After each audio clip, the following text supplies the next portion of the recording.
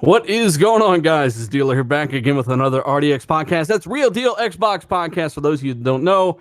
And of course, we have a phenomenal set of topics this week. Yet again, what is going on here? And we've got a great panel as well. Just so you know, Fonzarelli got sick again. He was kissing strange people in the corner streets. And Colt Eastwood's out there hanging out with Nick, AJ, Howie, and what's some of the other ones? I don't know. I don't remember the names, but he's out there with some weird people. And we've got Randall Thor filling in for Colt. And Noof Nukem's going to drop by later to fill in for Jay Fonzarelli. So thanks to those guys. Thanks to you, Rand and Noof, for coming in and helping us out a little bit. And also, we're going to have Iron Lords back on here soon. I reached out to them, but they were a little busy today. So, we'll have them on soon. I definitely want to have those guys back on. But, hey, they're awesome. To get into some intros, we got some great topics today, a ton of stuff happening. Community is active as hell today, and that's a lot of buzz around some things. So we're going to talk about it all, but we're going to start with some intros. We'll get into some shout outs, and we'll start with some topics and kind of work our way up through those topics. So, hey, Tim Dog, how have you been, brother? You been all right? You been good? This is another show, another week? Another week, another show. Been very good. Happy to be here. Happy that Rand is here again, our friend. Happy that Noof's coming along.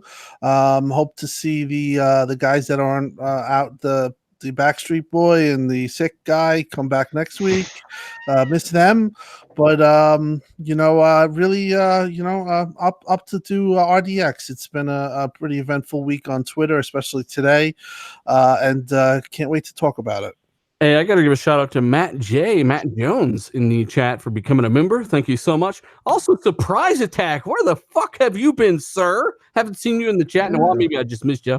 But it's nice to see some of you guys back. Timothy Clark, King, Joe Fish, Marcus. We got DJ. We got Bob Dole. I'm a big fan of your commercials. Lethal Papa, of course. Death Mobile. All of you guys. And, of course, I'm going to call you out as I go along in the show here. But thank you all for joining us. Hit that like button if you're early. It really helps. Share this on Twitter where you share things. Zalker, how you been, brother? You having a little bit of computer problems, but you got things going. You doing all right? Yeah, I'm doing good. Computer was just being a bitch. Had to restart, but now I'm here, so we're all good. Just beat Plague's Tale and just started Uncharted 4. That's like an end of the show thing, Zalker. I mean, whatever, bitch. No, it's on my mind. I want to play some Uncharted right now. Why you got to come at me? Hey, I had to beat you with a fucking stick to get you to start Uncharted. I don't want to hear shit. The tiny ass stick. Move along. All right. Hey, Randall Thor, thanks for filling in, brother. How you been? I've been pretty good, dealer. What is it, 2 weeks in a row now? But I have to say, I watched your video yesterday, and it was phenomenal. I feel like we grew closer together. I feel like it was one of your best pieces of work. I feel like I have a better understanding of dealer gaming. You know what I mean? You fucking weirded out. You've been here when I've said most of this. I know. You said you wanted the charisma. Okay, I'm bringing it. But that just reminded me of a guy that shouldn't go near playgrounds. But all right. Yeah. But if you haven't watched Dealer's last video, I recommend you do so. Oh man, I did put a lot of work into that video, and I do want to thank every single one of you. Surely everyone in the chat's seen it, right? You're watching the show. Surely you've seen it. But a lot of work went into that video. A lot of pristine footage. Gears of War 5 footage looks better than the real game, apparently. According to Brian Harris, he messaged me. He's like, man, that footage looks better than the real damn game. What the hell? So that's that new AverMedia 4K capture card I got. I did trade that Elgato in. I was having some black screen issues. Apparently, the AverMedia is better. D-Batch Kid Smooth let me know that. So I went ahead and swooped that up. But thanks, Rand. Thanks for joining us. We've also got D-Batch himself, man. How have you been? I'm good. It's good to be back and away from the work. I've been just overloaded with building so many Ryzen PCs. It's pretty crazy, and it's good to get away from all of that right now. I'm really excited for the show. We were talking amongst ourselves before we went on the air, and I just want to let you guys know that there was a initial data breach. I believe it happened last year with Equifax. Now, if you Google the Equifax leak, you'll see that there was some restitution that was issued. Now, if you are eligible for that, you go to the link, just Google it. You put in your last 4 digits of your social security number and your last name, and they'll let you know if you've been hacked. Yeah, if you've been hacked, and if you are, you're eligible for $125 I guess, I don't know, compensation fee, whatever. So look that up. And also today, there was a huge Capital One data breach. Over 6 million people's data was compromised. So if you guys have accounts with Capital One, call them to make sure everything is in order. It sucks, man. We're in this digital age now where a lot of things are going digital, and unfortunately, if man can build it, man can break it. And a lot of people are getting hacked, and it sucks when it's your personal information. It's a real bummer. Anyways, let's go. I'm ready to go. It is, and as I said before, Nukem on his way. He'll be 10, 20 minutes late, but when he jumps in, hopefully he says something, because I don't really pay attention to the live chat here, in the panel chat. But, I do want to give a shout out to the patrons that are in the RDX shout out tier. If you guys support this tier, the least I can do is somebody's about to say something. I'm just asking if you can hear me. My shit disconnected again. Yeah, I can hear you. The least I can do is kind of shout you guys out, man. So Vec Boss Daniel Vasquez, I'm getting a message here. We got Jedmeyer, Scout Trooper 74. We got Patman Gaming. We got Centurion of LegionOfGamer.com. Obi-Wan FTW Black, Real Deal Neil. Thank you so much. He's also a channel member. Suicide King, Darge Knight. We got Prime Suspect Michael Bowen, Channing Pennington, Guillermo Cavillo. And then we've got another list of people right here, including, but not limited to, Wimmy Hood, Biggie 2316, Alfonso Hogan. We've also got A Squad and Slim Killer 73. Thank all of you who are basically in that shout out tier. Once again, it's the least I can do. You guys are absolutely fantastic. Help power the content on this channel. And remember, giveaway coming up here soon. I'll probably post that tonight. Check that site maybe tonight or tomorrow, and I'll have that list of games as well as that new game, whatever game you guys want. Basically, that's how I'm gonna start doing. Whatever games you want, fuck it. I'm just gonna pick them up and throw them out there like candy. So let's start with a smaller topic. Kind of let some people file in. We do got to give a shout out to over 400, almost 450 people watching already. Hit that like button, guys. Share this where you share things. Let's get warmed up. Wolfenstein Youngblood, real quick. Randall Thor, you and I are pretty much the only ones here who have spent some considerable time with that, aside from D-Batch, but we played it in the co-op mode. Co-op, right? Yes, I played it in co-op. I beat it last night as well. Yeah, I mean, is it me or what the hell's going on? Is it yin and yang to this game? A lot of people are reviewing this game in solo and calling it complete trash, but I'm having pretty good time with it. You had a pretty good time with it. What's the story? Yeah, I think the game was made for co-op. The people that really are crapping on it is solo, and to be fair to them, I probably wouldn't like the game solo either. No, it is Wolfenstein, but Destiny. So it's Destiny Wolfenstein or Division Wolfenstein, but it's the gunplay's amazing. I don't know, it's like the story, not really non-existent, not very good. It's all at the beginning, all at the end, but the gunplay is great. It's just that some of the weird design choices, like the open world map, the different areas, the respawning enemies and stuff, I like it, but I don't love it, although it is better than Rage 2. Okay. At least I like it better. Shout out to Luke in the chat as well. Yeah, I mean, it's fun. It is kind of like those other games I traditionally don't really care for, but the gameplay is so smooth, the frame rate's so great, for the most part, compared to these 30 FPS lock games, that it's just a blast to play with co-op. Running through these levels and just murking guys and doing objectives and kind of talking. It's from the ground up built for co-op, D, would you say? Yeah, definitely. The AI is kind of like non-existent there when you're not playing with co-op. So I can see people not liking it, but I thought graphically the game was okay. I'm not gonna sit there and say it was the prettiest game. Some of the cutscenes looked a little bit rough for me, but overall the game's fun. And we got to look at the price tag of this game. This game is, I believe I got it with one of my cards, but I believe the game is like $30. So it's an affordable game, and for $30, I really think it's worth the price of admission. And if you get the deluxe version, you can shoot off use the buddy pass, and one of your friends that doesn't have the game can actually play it co-op with you. So for the price, I think it's well worth it. But you know what? Haters are gonna hate, so it is what it is. Yeah, the buddy pass, I do believe they can play the game with you, but cannot play it by themselves. So just keep that in mind. You pay that extra $10. That is not an extra copy of the game for them to play however they wish. They just kind of get to play it with you and with you alone, or maybe with someone else who has a game. But it's fun. And D, you nailed it on the head. The price point is key here, right? I mean, think about it. How many times do you hear the price point even really mentioned in that regard? Like during the reviews, it's like, yeah, we know it's $30, but are you not considering what else is $30? This is a very high quality title for that price range, and there's a decent amount of content here. Yeah, it's not even a short game. I thought it would be a lot shorter, but it's not a short game. So yeah, it's well worth the price. Yeah, Noof Nukem. Thanks for joining us, brother. I only knew you were here because I saw you in the chat. Boom, boom, kaboom. It's Noof in the room. Man, thanks for inviting me, dude. It's been a while since I've been on RDX. I got pretty excited when I saw the invitation, but it takes me a while to get home from work. So I'm here. What can I say? I've probably missed a lot already, but hey, man, throw some stuff at me and I'll go. Yeah, we just started. You're good, brother. All right. Have you played Wolfenstein Sisterly Bond or whatever it's called? No, I have not played the tale of this game yet, but I want to. I love the other games, so I have high anticipations for this one. I've seen a little video footage so far, but no, I have not played a dealer. Just haven't had a chance to pick it up. The last game I dropped my money on was this Marvel Ultimate Alliance 3, which did not impress me as much as I had hoped. Well, in either case, man, $30. In my opinion, in Colt Eastwood's opinion, I kind of voiced his opinion. I'm playing through it with him. Great game. And that's kind of sucks. I gotta wait to play it until he gets back. But yeah, it's fun to play. It's not a great game, maybe overstating, but it's a damn good time for $30. Co-op buddies, you can have a ton of fun in it. Viking Norm says he got both copies for both platforms.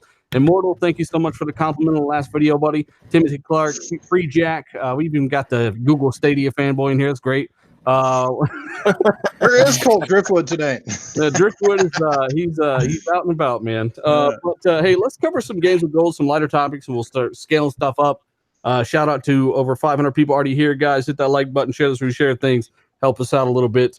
Xbox games of gold for August: Randall Thor, Gears of War 4, Forza Motorsport 6 for the X1 and for the 360. You got Torchlight, Castlevania, Lords of Shadow. Rand, you played every one of these games. I mean, most of us had played every one of these games. Well, no, hang on. You are a Forza fraud. You don't play the motorsport games. So, I didn't play Forza Motorsport 6, no. So, I mean, what are your thoughts on the other ones aside from this? Because we know you've played these damn things for the most part. They're all good picks. I mean, it's a pretty damn good month, especially when we compare it to the recent months. Torchlight's pretty cool Diablo style game. Castlevania, Lords of Shadows is... I love that game on the 360. Gears 4 is, I mean, well, we haven't said about the Gears franchise and Gears 4. I like that they're giving it away now, right before Gears 5, to get people maybe that haven't experienced it to play through, understand kind of what's going on with the story for the new one. And of course, Forza is because it's probably getting delisted soon. Every single year they give away for free another Forza game. Last year was Forza Horizon 2. The year before was Forza Motorsport 5. Next year it'll be Forza Horizon 3. So it's just kind of the annual, like, here's Forza Motorsport 6 because it's getting delisted. For licensing issues. Yeah, for licensing reasons. And I understand, like, some people will say, well, Gears is in Game Pass, so there's really not a lot of value there. But, I mean, I look at that the same way as, like, well, I own these games, so I don't really get a lot of value out of it anyways. You know what I mean? Yeah. I mean, hey, if Fallout 4 were in Games of Gold or another big game from Game Pass, I would still see that as quite valuable because in the grand scheme of things, Game Pass is a very small percentage of people that have Xbox Live. Mm-hmm. Right. So I think that's, and by the way, guys in the chat, keep an eye out for potentially Mike Yabar. He replied to my tweet about the podcast and said that he may stop by. I banned him last time on accident because there are about 10. There are about 10, and I repeat, about over 10. I'm not exaggerating. Fake Mike Yabars. I tracked down the real one and made him a mod of the channel, so he's easy to keep track of. And obviously, if he goes Terminator and starts banning people, that's on you. So, well, dealer, I'm always just hanging around the chat, dude. So just hit me up, man. Yeah. So, I mean, any other thoughts on the Games of Gold stuff? I mean, it's kind of like a little played out by now, Noof, but you plan on jumping into any of these at all? Well, I got to go with Ram, man. It's a fantastic Games of Gold after the dismal month after month we've kind of had for a while, especially really heavy on the Xbox, the indie titles. This time there is a few big titles here, even a couple that I've somehow missed last gen, like the Castlevania Lords of Shadow game, which I will definitely be downloading and playing. Forza 6, you can't go wrong. It's one of the best racing games of the generation, period. So if you haven't jumped on the number 7 yet, or you've been wanting to try the franchise out, this is a game to definitely not miss. Gears of War. I mean, if you haven't played this game yet, I want to know what rock you've been living under for the last couple of years. But man, it's dynamite title, great way to build some hype for Gears 5. Like I said, go download that and play the crap out of it.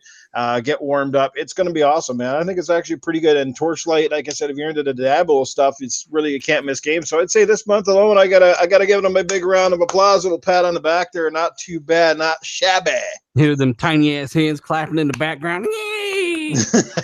Yeah, it's better than some of the previous months, right? I gotta talk about what Immortal's talking about. We were having a conversation on Xbox Live, and he was telling me that I think it was his son that had Xbox Live Gold, also signed up for Game Pass Ultimate, and then canceled Ultimate, and he lost his whole backlog of Xbox Live Gold for some reason. So just know, and I want to put this out there, according to what happened to Immortal's son, that if you have like a year of Xbox Live and you're signed up for the Game Pass Ultimate trial or the $1 thing or whatever, and you cancel, for some reason his son got that year taken away.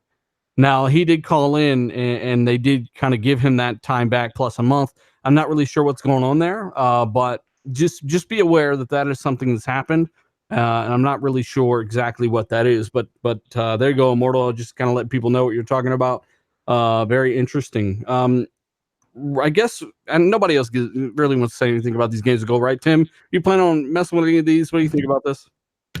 No, I think it's a good thing to do with the Gears 4. Obviously, people who haven't played it, and there are quite a few people because that game didn't really sell as well as I think that they would have liked.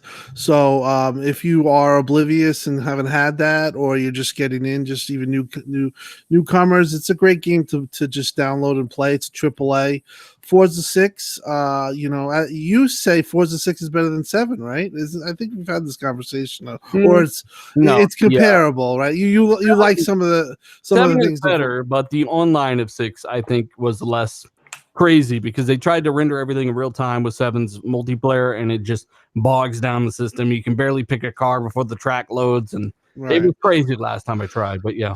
Yeah, no, I think overall it's a nice month. I mean, obviously, guys like us are going to own all these games, and Torchlight is another game too. It's a really fun game. I remember playing that last gen on PC, and I believe 360 had it, but I definitely played it on PC. So yeah, it's a solid month, and it's a nice gesture to get the Gears 4 in there. Hopefully, you could start download it, play it, and then if you're into it, Gears 5 is right there in September. Hey, Metal with this fake super chat asks, hey, are you surprised Digital Foundry haven't analyzed Gears 5's beta yet, Tim Dog? That is kind of surprising, right? Yeah, you know what? I've heard through the grapevine that the resolution videos aren't doing as well as they used to. I wonder why. So maybe it's that. I don't know. Well, they just do on Wolfenstein Youngblood, a game that probably isn't going to blow the sales charts away. Right, yeah. I would have probably pushed the needle a little bit, honestly. Yeah, I was curious. I actually had a DM John Linneman, and I said, I was talking about the temporal reconstruction. I said that I said it was one of the best. I've heard it's one of the best, and he didn't respond to me, but I'm sure that they're just maybe possibly waiting for the day one of it. But yeah, it was quite a surprise that they didn't show it. I don't know if they're changing the way they do things, but like I said, they had a Wolfenstein Digital Foundry, so I don't know. I mean, but like usually that would be like the first thing, like the second day you would have, even they did the Gears. Didn't they do the Gears 4 beta? And they had it up, I believe. So yeah, it was a little surprising. Remember when everyone? I mean, think about it. Coalition went out of their own way to make Gears 5, and it does for a beta.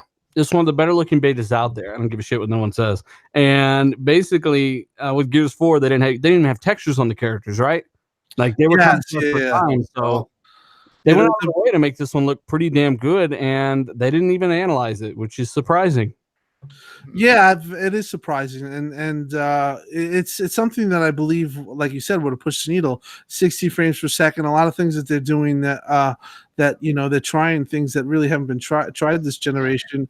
They could have probably hit. Well, they obviously could have hit native 4K 30 for the campaign, but they just went with the 60 frames per second and used the temporal reconstruction for 4K, and it looks like this game might actually prove that was the right choice. But I guess it's obviously the right choice. 60 is always the right choice, but they did something really cool. Is, as I said before, modern checkerboarding is much better than it used to be. And this game apparently scales anywhere from 1440p checkerboards up to apparently hits native 4K if some of the videos out there are to be believed. It hits native 4K more in the multiplayer maps. In the boot camp training, it doesn't hit 4K. In the boot camp training, it hits about, I would say roughly it's closer to 1800p roughly, and then they use a temporal injection from there. But the boot camp basically is the campaign, so we can judge the boot camp performance on how the campaign is going to be. But the multiplayer, I think it's going to scale anywhere from 1800p to 4K, because if we're gonna compare to PC, on PC, I'm getting 80 frames per second on the multiplayer. I'm not getting 60 frames per second on the boot camp training, but the multiplayer, I'm getting about 80. So there's some room there for the Xbox to do, I would say 4K 60. 4K 60 or 1800p and scale somewhere in there. But the one thing I want to say, what Tim was alluding to earlier, is the temporal reconstruction in this game is excellent. I had them side by side with the PC version. Yes, there's differences. There's more effects and there's different things going on in the PC, but the resolution, you can't really see the big gulf in the resolution. And honest to tell you, when you get past 1440p to 4K, there's still a jump there, but it's not as a big jump as 1080p to 4K or 1080p even to 1440p. So if they can get to 1800p and use the temporal reconstruction, I think that's great, just to have the 60 frames per second. 60 frames per second makes a huge difference. Sure does. And they said, fuck it, we're going for the best of both worlds. We're going to have that resolution that will be well above 1080p, unlike Gears 4, which Gears 4 looked crazy at 1080p 60. And then they got the frame rate on top of that. So it's the right decision. They did have the second round of the beta stuff going on, and I did jump in there for a few games. I've heard from some people that I didn't quite feel the same, that maybe the Lancer was changed up a little bit. Zalker, did you jump in and play the Gears 5 tech test round 2?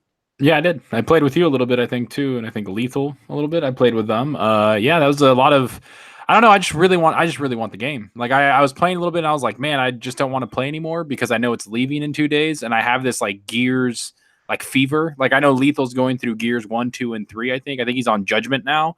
He's just I want to play Gears. He's I just want Gears right now. So that's kind of how I am. I'm trying to temper that away and put it away. But that weekend was really good. And sorry to backtrack, but I wanted to bring this up for the Games with Gold. Torchlight, played the fucking game, because on September 3rd, Torchlight 2 comes to consoles. So that's why they put it in for free. So I really recommend people to play that. I put 60, 70 hours into Torchlight 2 on PC. It's freaking amazing. Play that game if you like Diablo, stuff like that. So yeah, just check it out. That's what I want to say about that. And yeah, a few people are bringing up the hardware dips with the Xbox this year. We talked about that last week, for one. And secondly, if you compare that to the same point in the 360's life cycle, the 360 was actually worse. In around the same area, and it was pretty much leading between the two main consoles that people played on. So it's not really anything new. I guess people don't really keep that stuff in mind. So the only difference was the X actually brought sales up, I do believe, in 2018. So that's just something to consider. Also, Gears of War 5 controller possibly leaked. I don't know if you guys saw this, but yeah, I mean, Tim, you saw this. WindowsCentral.com leaked this, possibly leaked Gears 5 controller. It's not red or anything, though. No, it's white, and it has it looks like the Shadow Phantom controller that they just released. I don't know if it's real or not. Supposedly it is, but yeah, a lot of people have been complaining about it. I particularly wasn't really that fond of the controller design myself, so I don't know if it's supposedly real. So yeah, I thought they were going to be coming with a custom console. We might get that news at Gamescom, but it's going to be a wait and see. We'll definitely find out about the controller then, though. Yes. Let's go ahead and move on to some other stuff here that's a little bit more interesting. Once again, guys, shout out to everyone's here watching us live. We got over 650 people watching already. Hit that like button. Let's try to get to 300 for the end of the show. 1,000 after the fact. You want to become a member, support the show, support the podcast, etc. Maybe get a few little perks here and there. Go ahead. That control looks fire. Sorry. Yes, randomly that controller looks fire. I actually don't like the way that controller looks right now. I want it. I don't. It looks like the Phantom. You know the one that they just released with the sports line, the Shadow Phantom, I think it's called. Looks a lot like that, but it's just with the Gears emblems. I don't know. I just feel like they could have done a little bit better. I mean, if you remember, the Gears 4 custom console, even with the controller, was absolutely fantastic. I actually sold it for an X or turned it in, but that console, I hope they do something like that and do it for the X, but I don't know anymore. I don't know what their deal is with that. Not referring to that grotesquely purple one, are you? No, that's like a Fortnite one, right? Oh yeah, that Fortnite one, man. I don't like that. That looks like you're holding on to fucking Bernie's bad testicles. I don't know. That's just Well, that's a Noof Nukem singer for you. Did you have him cough? Let's go ahead and move forward in topics. Xbox ditches Cortana. Basically, you're no longer able to use it through the Xbox after this update. I think it's in preview. It might have been actually up to the public by now. I'm not sure. You can use Alexa, things like that. I am glad this is gone because Cortana has done nothing but fucking just troll me for years now. I'll be in the middle of a match and she pops up, "Hey, bitch!" And I'm just like, "What? Get off the screen!" Like I can't see anything. So I'm really glad that Cortana's gone. Rand, I know that you probably never used Cortana, and I think they conceded. They're done with Cortana. They tried to compete in the smart assistant war, and Google and Amazon just curve stomp Cortana back into Master Chief's helmet. I had to laugh at that one myself. Rand, I'm sure you aren't really a big fan of Cortana. It's not really all that useful, right, on Xbox? Yeah, I don't know. Like I never, when I got the Xbox One, I never hooked up the Kinect. Like I might have hooked it up to play a couple games, but I would immediately disconnect it. Like I'm not really a fan of these personal assistants, you know, like of like Siri or, you know, Alexa. So like I find it's weird. I find it incredibly weird with the Xbox One and all the NSA stuff in 2013. Like, oh, they're spying on you, and here we are 6 years later, and people are just buying millions of these devices for their homes. It's so weird. Does anybody find it weird but me? I find it incredibly weird. I do understand your concern. I used to think like that, but in all honesty, it's too late. Like we don't have to throw out our cell phones. Like seriously, too late. We don't have to like throw our it's cell over. phones. I mean, like literally 6 years ago, they're like, "Oh, the Kinect can spy on you. It's got a camera and it's got a microphone and it's always listening." And Google and Amazon literally sell you the same thing, and people just put it right there in their kitchens or whatever. It's so weird to me. Except for Google and Amazon can actually understand what the fuck you're saying. Kinect was like, "Oh, what?" And the thing is, you want Google to have all your information? Like Google of all places? Well, Amazon actually had like a big, I don't know if you guys saw that. This couple basically asked for their transcript of what they've said in their house, and they got sent an other person's transcript of what happened in their house. Oh, and they like had this whole other family's like life basically like on fucking file, like right, and they're like, "This isn't our home," and Amazon was like, "Oh fuck." Just like, just blank out those credit card numbers that were read off in the living room. No, they have like and like the audio too, so they heard people fighting in like the bathroom, like everywhere. Just sword fighting in the middle of the living room. What the fuck is going on here, man? People yelling at Cortana. If Microsoft wants to make a ton of money on something like this, I have the perfect idea. They just either they license this out or do it themselves, but they make her like Cortana, and actually it's a hologram. So when you're speaking to it, she actually comes up like out of the device and stands there just like you see on the video game in front of Master Chief. Wouldn't that be freaking cool? Oh, that'd be expensive as fuck. Yeah. That'd be awesome. I'd buy it. It'd be about $10,000. Hey, Skull Zero says you can get a transcript. I didn't know you could do that either, Zonker. Yeah, you can, like, they basically looked it up and you read the article. Like, these people got a whole, like, freaking, like, audio book of other people's lives. It was fucked up. And Amazon was basically like, well, too bad. Can I get a pop-out book instead? I don't know. You can try.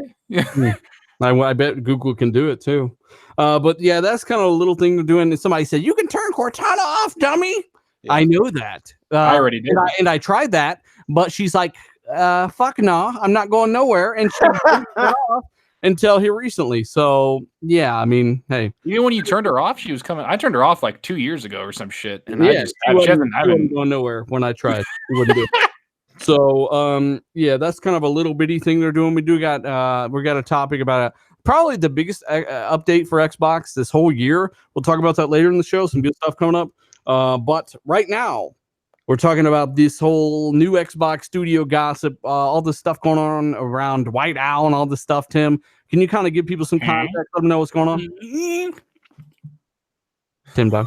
Tim, What? No, I'm here. My new mute is Xbox on. Studio. What do you know? Tell Yeah, us. no, this is. I always mute my mic just in case my breathing doesn't come through. But because I get complaints about that. No, I saw somebody tweet today. They had a Microsoft symbol with a white owl on it, and I did a little investigating and looked at the Twitter account. The person randomly in February, I think 26th, posted Double Fine in Microsoft Studios. Is pretty eccentric Xbox Twitter. I went through his stuff. It's just, I wouldn't say it's an insider. So I asked around, and I asked Clobrel. Clobrel said there's nothing imminent, or it's just they're definitely looking for a Japanese studio. This particular studio, White Owl, has Swery, and they're making a game that's being crowdfunded called the Good Purpose. Is that what it is, Rand? You know if that's the name? The Good Life. The Good Wife. The Good Wife. Yeah, they're the Good Life. They're a small studio.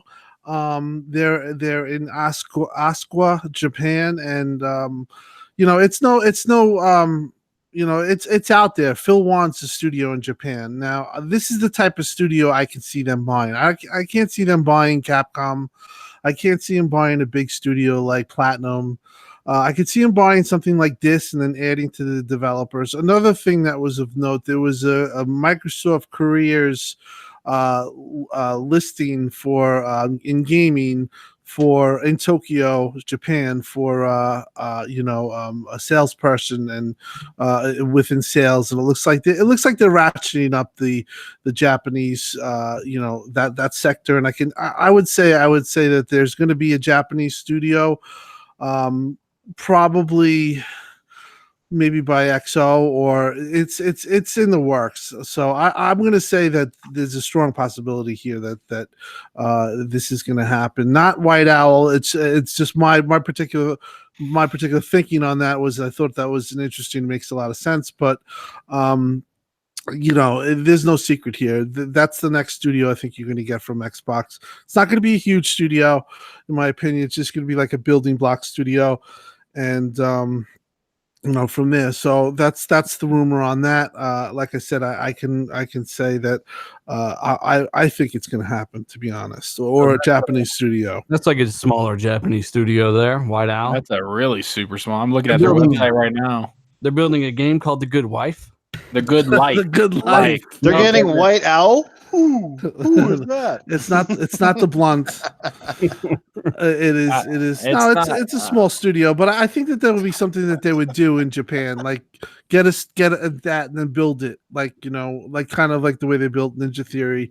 When they had Ninja Theory, they had 75 studio people. Now it's up to 150, I think. So they've doubled in size. So yeah, but Ninja Theory has a pretty good pedigree. This is. I'm not comparing. It's not about comparing. I'm just saying, like, this isn't it. This isn't it, Phil. Move along from these people. I'm just saying. Buy Ready at Dawn, man. I don't think Sony got them, do they? Yeah. They want to be bought though. Well, get Ready at Dawn. They got enough talent. That's why they're.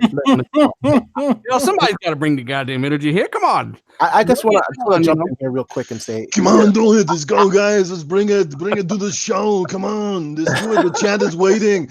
Don't die in here. E3 is over, but it doesn't mean you got to end it here. Hey, D-Batch is swinging his hair around and shit talking. What are you saying, D? I don't want Microsoft buying any small studios. You got to buy some big studios. We don't need little small niche titles. As much as nobody likes to accept failure, but I just got to be honest here. I don't ever see the Xbox brand getting traction in Japan, and I don't see a lot of Xbox gamers really too much into those Japanese type of games anyway. So I think it would be all for naught. Concentrate on big studios. If you can get I don't know, like a Remedy per se, or or Crytek. These are companies that are worth taking the gamble for. I would say more Crytek, because I've been on Microsoft's back for the longest time to buy up Crytek. I think Crytek is a great company, and I think with the right people behind them that they could make good games, because their games are great. They're just a little generic. They're some fun, right? Some of the what about a beautiful Sobo games ever. What about a Sobo? What do you I'm guys down think for a about Sobo. Get a Sobo. They I'm just down. might sign another deal with Focus Home, though, right?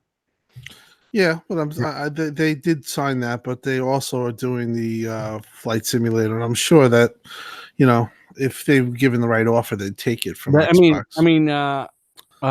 Plague's Tale was quality. Hey, we got a super chat. Finally, a damn super chat. Mega Davo. He says 100 million. Wee! Yeah, we're gonna talk about that, buddy. It's also Days Gone versus State of Decay 2. I would actually go with Days Gone. Actually, I think I enjoyed that game more. But yeah, Asobo, good quality talent. Rand knows that. Zalker knows that. We've all beat a Plague's Tale. And that'll be very interesting. I agree with D. We've said this before. We need big studio talent. And it's to the point now where they do have like 6 pretty good sized studios, but they need more, maybe one more big one, in my opinion. Yeah. Maybe build. I just don't think it would come from Japan, though. I think that area is. I would actually be disappointed if they bought a really big Japanese studio.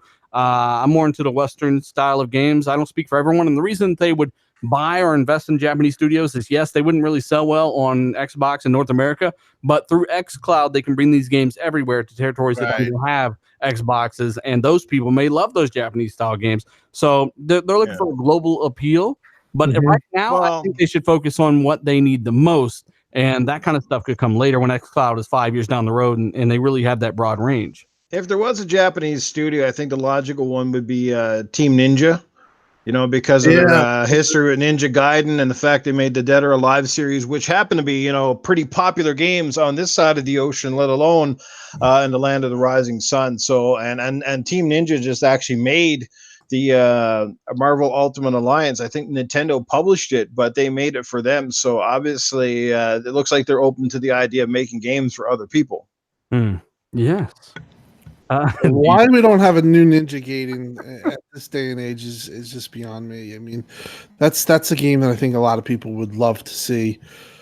But Team Ninja's making Neo and Neo 2. You know? Yeah. Look at Ram drop kick. I'm just saying, like Ninja Gaiden, you know, it's kind of a relic from the past. They tried doing like Ninja Gaiden Sigma. What was that Ninja Gaiden? Ninja Gaiden. I'm not Ninja Gaiden's great, but I'm just saying, like, obviously it looks like they've moved on to something different, and they had success with Neo, and it looks like they'll probably have success with Neo 2.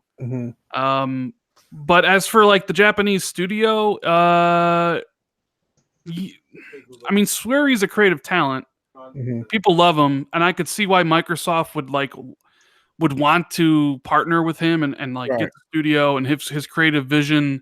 But he does take a long time to make games, and it would be another smaller studio that would kind of like fit in there alongside the other smaller studios that they've picked up. So it's like, I'd much rather than building it out, though. What about like adding people and building the studio out? The only reason why I think they could do that reason. Well, yeah, but with they've been doing that supposedly with Compulsion, but I'm still not convinced in any way, shape, or form Compulsion can put out anything other than a mediocre title. That's rude, Rand. That's very rude. It's the truth. I played We Happy Few in contrast. They're both mediocre games. There's nothing very rude of you to say, Randall. It's the truth. They was 70 and 60. I think. Yeah, it probably cost like $3 to buy that studio. It was like, okay. Well, remember, nameplates are finite, but the crew building the games are not. So you can only change that talent around, right? Think about it. From AC Unity to something like AC Odyssey, Syndicate. That's pretty much the same grunts doing the work. They just had a new creative director. Yeah, different studios, though. Now, there's a lot of the same guys, though. Ubisoft roll over each of these studios. It's called inheriting developers, basically, is they'll roll them over to the next project. So it's a lot of the same crew. They just had different creative directors. They fired the guy pretty much on Unity, I do believe. And now look what happened with Odyssey, the best, Ubisoft game ever made, in my opinion. So, Yeah, Rand. Hey, There's I'm a sorry. drop kick. Sorry for giving my opinion. I thought this was a safe place to say what one was thinking. I'll just keep it to myself next time. Thinking of that, maybe that's why Digital Foundry didn't do a Gears 5 tech test. They looked on Twitter and saw fucking 720p zoomed in shots. Are like, oh my god, there's no You need. ain't down with Ubisoft. You be hard ass. There's no need to do Gears 5 tech test. The analysis has been done. It looks worse than PS3 games. So it is what it is. I do want to, and speaking of We Happy Few, real quick, Rand, they're releasing, and just because you brought this up, they're actually releasing a DLC, right? Indeed, they are. What the hell? Why? What are your thoughts on this? Like, are you thinking to yourself, what the hell's going on? Why are you spending your manpower and time and money releasing DLC for this game when nobody's playing the game? Could just be fulfilling contractual obligations with Gearbox, since they're the publisher. Maybe it called for a DLC. I honestly don't know. Even though, I want to be proven wrong. Let me put this out there. Even though I don't think Compulsion is the greatest developer and they've made mediocre games, I would love to be proven wrong whenever they do show off their next game and it's great. Look at him backpedaling. So, I'm not backpedaling. Stick to your guns. I think they're mediocre. Prove me wrong.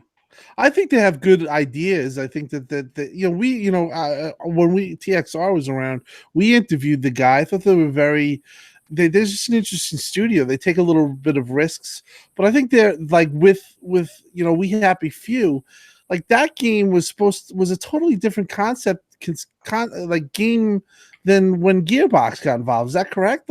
I remember it being something totally different than what it really became, So I think that they do have really good creative talent. It's just that they need manpower and they need more talent. And I think that there's a possibility that they could be good, but I wouldn't write them off as saying that they're mediocre. I think that they have a little bit better than that. Right now, what they've produced has been mediocre for sure. Well, even if they had a few bad, even the best studios have released bad games. So, that it didn't really define, some of these other studios who release some kind of even mediocre games and they kind of come back in the end. Speaking of studios, and also we can give a shout out to 700 people watching us live, guys. Hit that like button, 300 for the end of the show, 1,000 after the fact. Share this where you share things, help us out. Thank you so much. Initiative, even more. Mm-hmm. It'll be interesting. We got some Sony guys watching. We always do. A lot of them are lurking. We know how to find you guys. Even more Sony talent joins Xbox. Okay. And I do get a question for the Sony guys after this, because in my opinion, it's great. You want competition. But at the same time, do you guys realize what's happening here? A lot of these Sony fans understand what's happening right before their eyes when you got the senior producer, lead producer on God of War 2018 joining Microsoft, and some of these other people we're about to list off. This is some big stuff here. This is some of the guys making the key choices for Uncharted and God of War joining the initiative. So even more Sony talent joins Xbox. God of War level designer Ian Miller, Kai Zhang, Chris O'Neill, and Ray Yeomans all joined the initiative, as well as Naughty Dog's senior designer, senior meaning lead position, Robert Ryan has joined the initiative as well. And holy shit, this is really, really good news, D-Batch. Sorry, I missed that whole part there. Oh my god. He's talented. Run it by me real quick. Sorry, man. No, I will not run it by you. Well, I think I'll jump in. Go ahead. No, I think it's pretty. I think that's a lot of talent. And the one thing that I heard somebody say, I don't know if it was today or yesterday. Somebody said that these people getting all this talent. Of course, it was a Sony fan. He said it doesn't matter.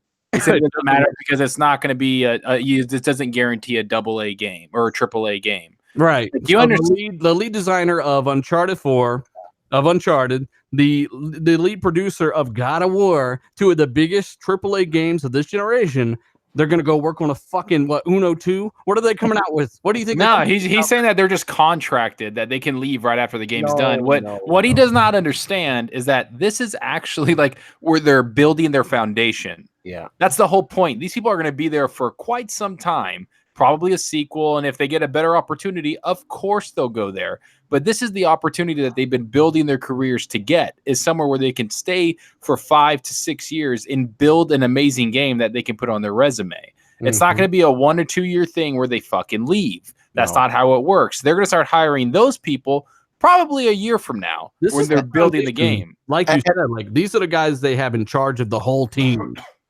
Yeah. These are the dudes that they're going to have meetings, and they're going to be standing up telling them this is what the game should be doing. This is what this animation should be doing. This is what everything should be doing. It's not going to be some dude making coffee in the corner. These people are fucking making a freaking giant game. Hey, you talking shit about the coffee guy, Zucker? Huh? No, I don't know. I never met the bitch. We don't know. I want to add real quick to that. These studios, they brought some of the biggest hits that the PlayStation had this generation, and these guys were like the lead of these like studios in like high top positions. How could that not transfer over to the Xbox side, first of all? And these guys, to lure them away from over there, because I'm sure they were making good money over there, and they had good hits. Like their productivity was good. They were releasing top-notch shit. So for them to come over to the Xbox side or to come over to the Initiative Studio, they had to be offered a lucrative contract, or the money was just going to be so much better, and the opportunity was going to be so much better for them to be more creative and craft better and bigger projects. So for you guys to really think that the the Initiative Studio is not going to benefit from these guys here that were masterful in their class and help bring the PlayStation 4 to what it is right now, I don't know. You're not being real. Well, and you're not God of War level designers, right? Meaning, if you liked what you saw in God of War's levels and its design and how you traverse them, and then you go to Naughty Dog, their senior designer, like some of the stuff that you've seen in the game and all this stuff.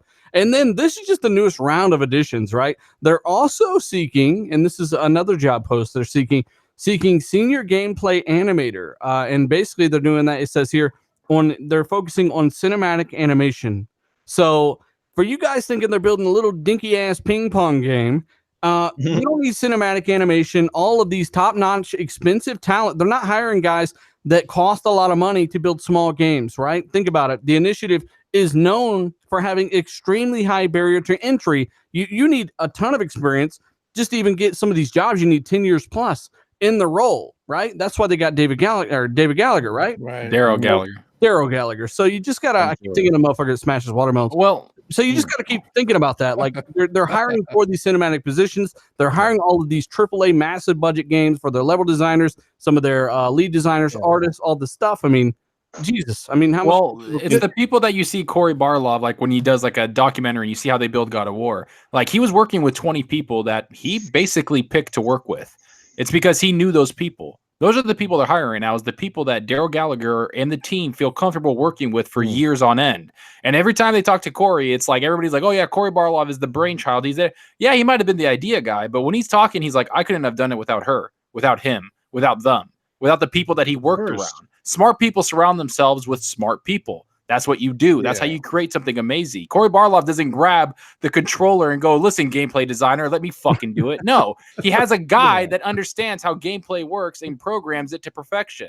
That's what they're doing. Cool. You don't understand. Everyone's fucking door and give me your fucking death. Developers obviously talk to developers. For them to acquire all of this talent probably means whatever they're pitching to the people or whatever they're saying, they're liking. So whatever's going on at the Initiative is good. It's not like they're building some type of rinky-dink game. There's something like new, or there's something that they're their idea of the studio is to be a quadruple A, to innovate, to push the boundaries, as they say. So to acquire this type of talent, obviously what's being pitched to them and what their coworkers and the people in the industry are telling them is it's working, because they have acquired a ton of talent. And Initiative really is I believe a real bright spot in Xbox Game Studios right now. and it looks like it's coming along. It's just a matter of time with them when we see their game. But I do believe that this could be, a really big bright spot for Xbox, a AAA studio, AAA studio that produces the games that we all are asking for: cinematic, first-person story narrative. Here's what's the far. What's your thoughts on this, man? Is it true that the initiative is focusing on little dog shit games that they're hiring the most expensive talent in the game? They're making a sequel to Uno, and it's called Oh No. There you go. No, like it's a very promising sign. The initiative is obviously billed as one of Microsoft's biggest internal studios now, outside of the ones that we're quite familiar with. But I don't envy them because there's a lot of pressure riding on their shoulders. I think if they make a successful game, the problem they're going to have is then people will want an immediate sequel to said successful game, and we don't want to see a great studio get limited and pigeonholed into making the same game year in year out, right? And then, of course, if they're not successful, this game, whatever they build, turns out to be a bit of a flop, and it doesn't push out consoles or it doesn't drive subscriptions the way Microsoft would hope, then you have the danger of some of these people defecting immediately or what have you. Like I always say, man, it's great to get excited about studios, but as quickly as they build them, they can also shut them down and dismantle them. The other side of the coin that always worries me, it's great to put your A team together of some of the best, but sometimes what happens with some of these studios as well, whether they want to admit it or not, is you got a clash of ideas. You do have a creative director who generally drives the ship, but sometimes there are other people, producers and different people that think, well, this idea is better than this idea. And how many times you hear about games getting built where they say all these great ideas were on the cutting room floor, which probably could have been really good ideas to other gamers and people, but for back to sequels even, right? Right. So like sometimes you gotta worry about the ego trip, right? Because the bigger you get, the bigger you are as a name. Like I said, when you got some of these guys out there, and I think we know who they are, when they're putting their brand name, their name as the main stamp on a game, it's almost like a little bit of an ego trip. It's like kind of like the movie business, right? It's a such and such film by such and such, and I think we know one who definitely stands out: Hideo Kojima, the apparently god of the video game industry, for making like one fucking series of a game, and all of a sudden he's God. New about Metal Gear Solid, guys. Yeah, I made Metal Gear Solid. Now it's like I cannot do no wrong. I can make FedEx simulators that will be better than anything you've seen before. But again, there's look, it is what it is. I'm excited. Like I said, they've got some of the top crop talent. I'm pretty excited as soon as he said the Gallagher guy, because he was a big role to play in some of my favorite games in the Tomb Raider franchise, the original Tomb Raider reboot and Rise of the Tomb Raider. I don't know if he was involved with. Obviously, he wasn't involved with Shadow of the Tomb Raider or the latest one. No, but last one. Oh yeah. Yeah. But like I said, it's exciting times. I'm interested to see what they're going to make. I definitely think it's going to be an exciting project. And like you said, the lure is big. The bait is big. To get this many people going, it's either got to be money, or it's got to be, the rapport amongst their peers, or it's got to be, the project they're working on is something that they can't refuse and don't want to turn down. It's pretty much one of the three, or maybe a combination of all. Man, Van City just making shit up. He is already just saying, damn, these panelists are just salty as hell that Kojima's an exec. Shut the fuck up, buddy. Nobody even mentioned it but one person. Jesus, don't make me call out individuals in the chat. No need to lie here. Okay? This is a different show. You will get destroyed if you're just lying. We've also got another guy in the chat. I lost your name. Probably good for you. The same. Basically, Xbox fans just want Sony games. Hooray. No, we want what Xbox doesn't have. We want them to mold into a more complete package, right? Makes sense. Just like Sony guys should be asking for better multiplayer games. No one is perfect. Everyone's got weaknesses. Some co-op games. Yeah, co-op games. Everyone's got things they can work on, and Xbox needs, some of these types of games that some of these people at the initiative, or most all of them, are known for. So we're actually very excited for this, and it should be good for competition. All that. That's something that a lot of people have been complaining about, like the crossplay between Xbox games like Sea of Thieves and the PC and all that. It's the only people that are complaining about that as Xbox people, because they're the only ones with fucking multiplayer games. Freaking Sony doesn't have that problem at all, because they were just like, fuck it. It's so meta. They just didn't make any. So you don't have to worry about if you're going to play with PC or anybody. It's just fucking. You had multiplayer games, just that a lot of them are really, really old. No. They do. Like Last of Us, Uncharted, all that stuff. It got multiplayer. It's just that it's not really known for its multiplayer. It's not really touted for its multiplayer. It's mainly the story with what some people might consider tactical multiplayer, but apparently it can be pretty good. But it's no, Gears of War multiplayer, Halo multiplayer, anything like that for sure. But Randall Thor, any kind of opinions on the hirings here? You're kind of quiet over there, chewing on your phone. Well, I'm letting other people talk, dealer. Well, we want more Randall Thor. We hurt his feelings. I don't want to talk over boom, boom, kaboom.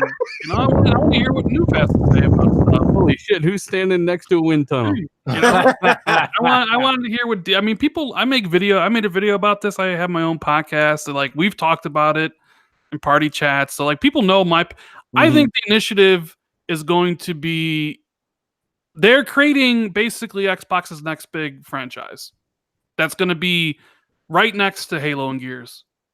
And what do you think it's going to be? Do you think it'll be single player? It'll be Lucky's Tale 3 VR. I would much rather it be a new IP, personally. But if you look at Daryl Gallagher's track record, he does tend to reboot a lot of stuff. So I wouldn't be surprised if it was something like Perfect Dark. But obviously, great games require great talent. And time. Put that out there, man. Perfect Dark. Come on. I'm just saying. I mean, even in the studio, they were talking about they're going to specialize in new IP and groundbreaking. I know, which is why I'm just saying nobody knows what they're working on besides obviously, Matt Booty, Phil Spencer, and the team there, and whatever they're recruiting. I would rather have it be a new IP as well. But to create great games, you need time, you need money, and you need great talent. And you need to give that great talent the time they need, in the world to make it. So it's that's the only real problem with the initiative is we're probably not going to see what they're making until they probably won't reveal it until 2021. And we probably won't even play it probably until 2023. That's only the real drawback. But games take time to make, especially great ones. Well, hey, here's the thing: we know that some people, Aaron Greenberg, has said he listened to the show before. Mike has obviously stopped by and listened to the show before. Been on the show before. We want to put out that information because I got this comment yesterday and it kind of hit me. It was perfect, and I forget who it was, but it's a well-known person in this chat. And I'm sorry, I read 1,000 comments a day, but basically he's like, you guys are the voice. You get your voice out there. You represent a lot of people, and that's true, whether we want that to be the case or not. It is kind of a responsibility in a way, as dumb as that sounds. We do want to put it out there that whatever it is,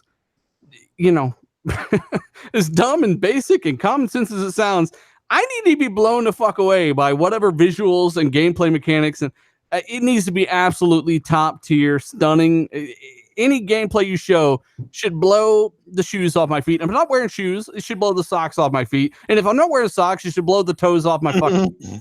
Right? Let me ask you a question. Away by this. Let me ask you a question, Dealer, because you brought something up that you were talking. If it is a Perfect Dark reboot, would that upset you just being that it's a Perfect Dark reboot, even if it had all of those things that you've just mentioned? It had everything. It would not upset me because, as we've seen with other franchises, you can reboot series and turn them into something they were not previously. Right. But in my opinion, when you are the only gods of your domain, you can make anything you want. Why not shift that into a completely new IP? Perfect Dark does not carry a game with the name alone, in my opinion. Yeah. So it's not like a massive Gears of War and Halo. Those are fucking universally recognizable. The names boost sales inherently. Perfect Dark may do a little bit on that half, but it's not quite to that level. So I would say make a new IP and build your own new IPs. We need new classics because the old classics are starting to age and they're going to have to soft reboot them like God of War, right? So, you need more new IP. That's been a problem for every side this generation, in my opinion, from the first party. So let's get some new ones. You know what I'm saying? Right. But at the end of the day, man, I want it to be a stunner. I want Microsoft to leverage their state-of-the-art hardware and blow people away. And also, another problem, D-Batch, you know exactly what I'm talking about. A lot of these games that are ridiculous looking have their own custom engines. Microsoft have a few in Forza Tech, which I believe they're revamping right now. They've got Slip Space, or what I do believe is Slip Space, right? For Halo Infinite. But will that engine transfer to other games? Are they going to have more custom engines, or are they going to leave things like Gears of War on Unreal Engine 4? It looks great, but we can all agree that if you have your own custom engine, there's a reason they do this. is to get the most out of the hardware. There's a reason they didn't move Halo over to Unreal Engine 4. There's a reason they made their own custom engine for that. Do you think there's a possibility, D-Batch, that they could be developing their own state-of-the-art custom engines like they are with Slipspace? If there ever was a studio to do it, it'd be the Initiative. I would think that they would. We do need to see some new engines. These engines are getting a little bit old in the tooth. We do need new engines to push visuals further. You can't keep using the same engines and want better results. After there's only so much you can do with certain engines. That's why, once again, I'm heavily in favor of Microsoft buying Crytek. Say what you want about their games, that they're generic, whatever, their stories suck, whatever, but they all look fantastic. And that's the type of tech that Microsoft needs. We know that Microsoft knows how to tell stories and all that, but graphically, this generation, some of their games just weren't up to par with the, with the competition. So by Crytek, and yes, I think the Initiative could bring a new game engine that could push visuals further, and the Scarlett is the perfect console to start doing that with. Yes. Shout out to Dave UK, a member of the channel. Others Inc. In the chat, FC Violent. We got Axel, Tryhard Fan as always, Brandon Muller. We've also got Timothy Clark, NASCAR Aloe, Geekhead, and of course Cake Batter, and so many more. Thank you guys for rocking out with us again. You guys are absolutely fantastic. But at the end of the day, what exactly we were talking about the Initiative?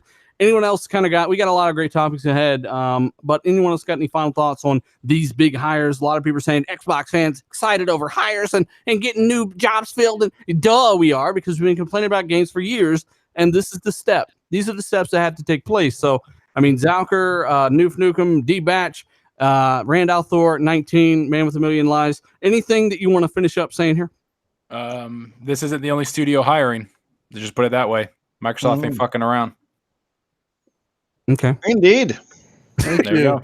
I mean, there you go. I mean, that's nothing else you can say. I don't understand how people can still not come to that conclusion that developers make games. I mean, we've seen in the community a lot of people flipped, and I just kind of I can understand. Listen, in 2017, we all knew we had a problem, or a lot of people knew that we had a problem. We had 4 studios in a span of 2 years.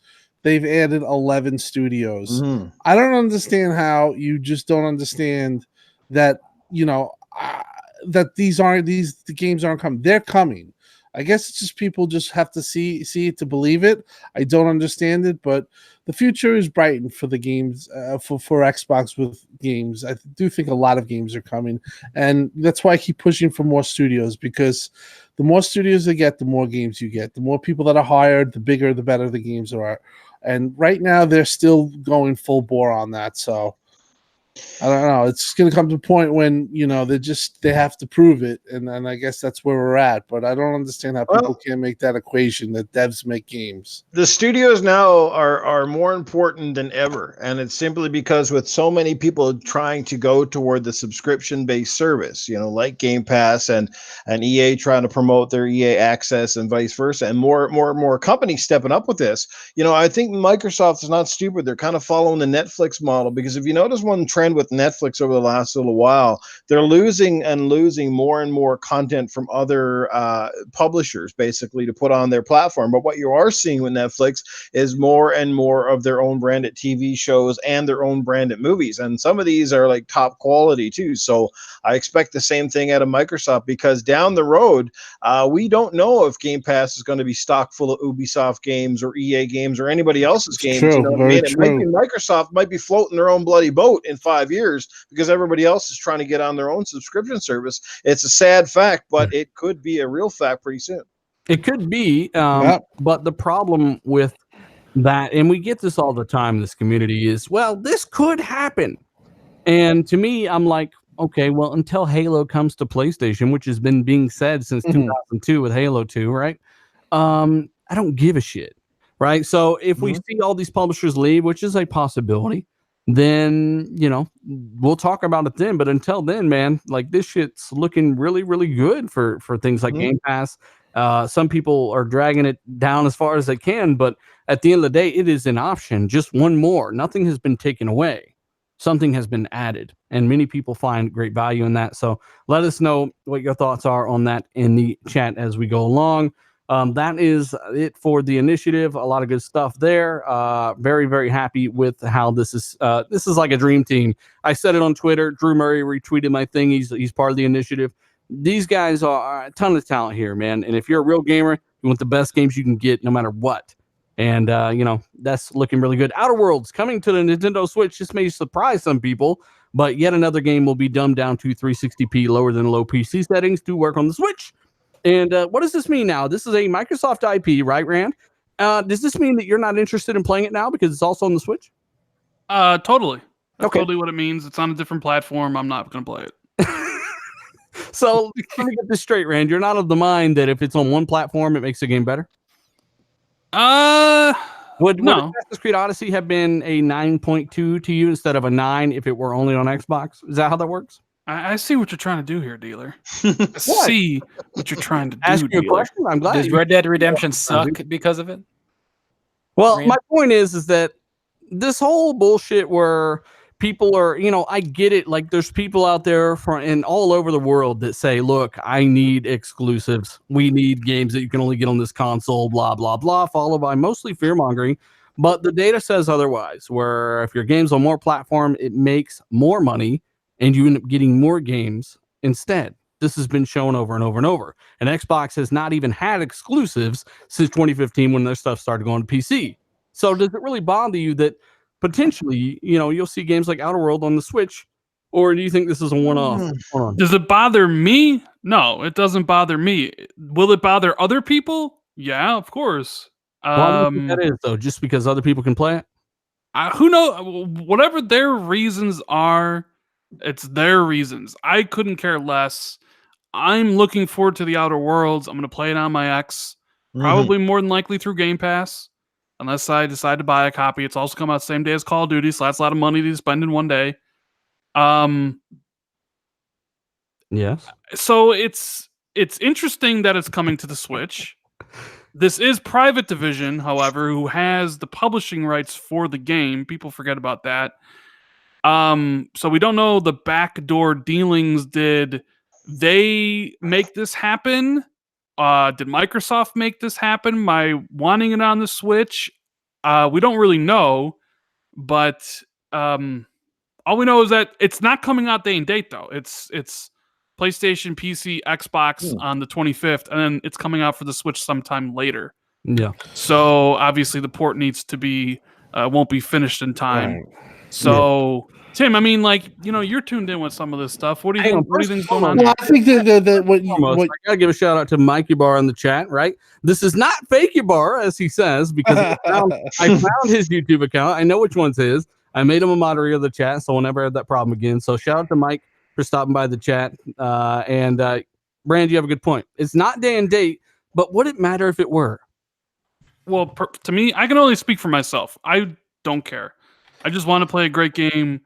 Whether it's on Xbox or it doesn't really matter. It doesn't matter to me. I don't claim to speak for everybody in the Xbox community or anybody on this panel. I can only give you my opinion. I don't care if all of Microsoft's games go literally everywhere. No, Longcar disagrees. He says, show me how putting games elsewhere will benefit me as an Xbox fan. Show me how putting games only on Xbox benefit you as an Xbox fan. As a guy that I guess you want less options to play your games on less devices and less places and less ways, with less people, how does that benefit you? Whereas right now, if I have to, I can, in the future, I'll be able to stream it if it's a worst case scenario, or I can play it on my PC if my Xbox is busy or in a different room. Think about yourself and not about the box itself, right? Which one's more pro-consumer for you? Which one gives you the most options, the most copies of a game with one purchase, cross-play, cross-save with all of those devices, and potentially gives you free copies on other devices as well? Let's say when Ori does eventually come to the Switch, the second one, right? We think that's coming to the Switch.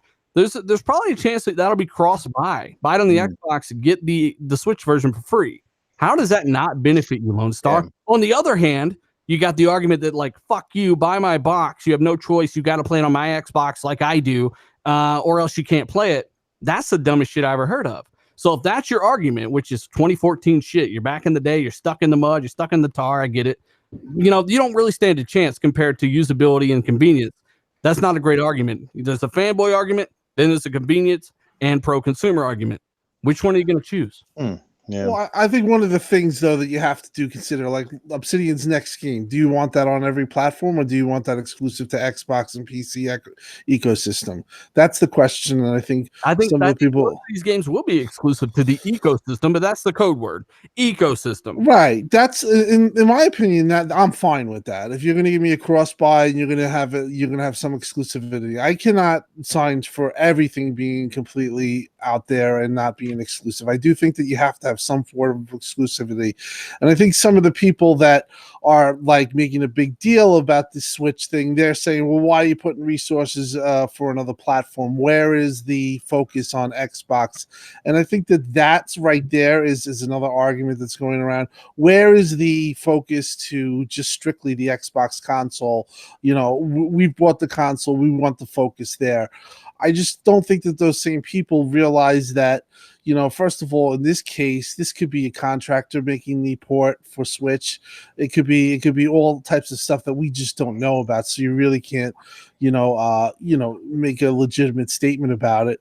But, you know, overall, like I would want some focus to be put on Xbox and the Xbox ecosystem. I have no problem with it going day and day cross buy, but there is people that say, well, your games are going to go anywhere. Why do we have to buy an Xbox? Or why do we have? I'll just buy a PC. And that's a lot of the people in the community that I've seen, swaying back for that Microsoft, if they're putting it on a PC, they want you to buy it on PC. Does that make sense? Yeah, yeah. I mean, it makes sense. Yeah. But I do think though they don't want you to buy it there. Yeah, I agree, but I do think you have to come to a point where, you know, the next Halo, obviously Halo Infinite, or the next Obsidian game, or the next Ninja Theory game, like they're doing in Bleeding Edge, or with Bleeding Edge, it's just exclusive to the Xbox PC, ecosystem. And then if they want to do the Steam buy, apart from the cross buy, that's fine. I think that works. But I don't think that it's really a great idea to say, oh, all of our games, every one of our games that are coming out will be coming to Xbox. They'll be also coming to the Switch, PlayStation. But that doesn't work, in my opinion. But that's not going to happen either. Yeah, I don't think that's ever going to happen. I mean, that's the fear mongering that's going on. Some titles it makes sense, but let's just be honest here. You're not going to have the same experience on the Switch that you're going to have on your Xbox One X.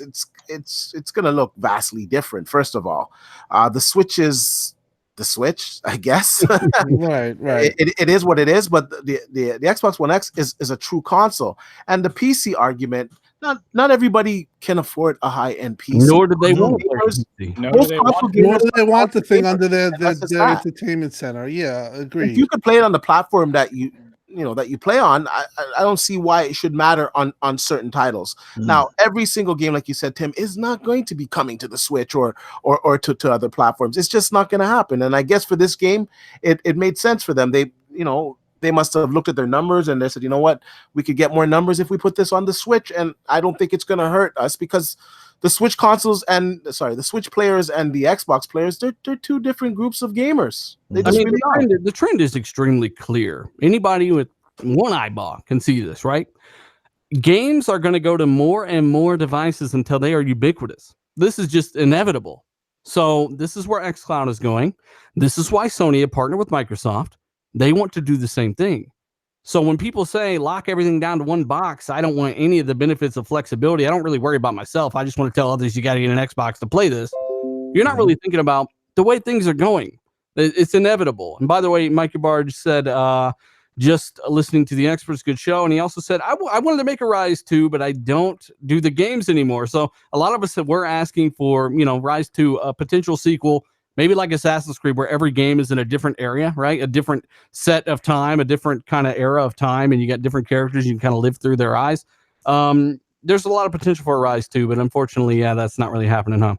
But, I mean, Zocker, you understand what I'm talking about where games are kind of going everywhere. Why can't people see this? Why do they want games to kind of be locked down to one device all day? I don't understand. I really don't understand that notion. And, you know, Tim, you kind of brought up like what other people said about like, well, I don't need to get an Xbox. I'll just get a PC. Well, to be honest with you, a lot of these people that are complaining will never buy a PC because they don't want to play it. They call it the tinker machine or they call it this and they hate playing on PC and all this shit. But now all of a sudden you're going to get one because you don't need an Xbox.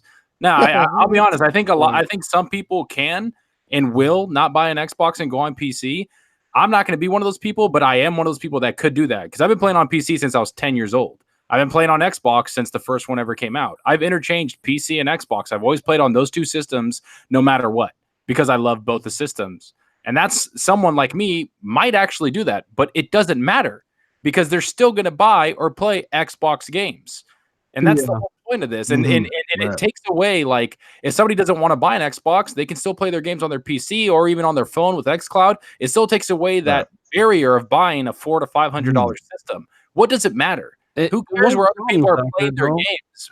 Fear mongering is a big fear mongering. Lone Star here. I mean, shout out to Lone Star, buddy, but you're just pulling shit out of your ass. It's not even close to happening. You're saying now me as an Xbox player is forced to play against PC players because the player pool on Xbox is so small. That I mean, no, I think it's the other way around. 5 years into the future, you pull this shit out of your ass and use it as an argument. It doesn't work that way. So for one, developers give you a choice not to play on most of these games, and it only get better as time goes on. You get more and more options to get rid of PC players on whatever games you play. Now, that's kind of common, but you're also forgetting the fact that they're going to grow the player base. The player base is going to shrink. You think an option is going to take away from what the Xbox is doing? It's already more successful than the 360 already. So that hasn't, even with all the drama and the controversy, it's still a very successful console in the grand scheme of things. And to pull that out and try to use that in any kind of debate would just get smashed.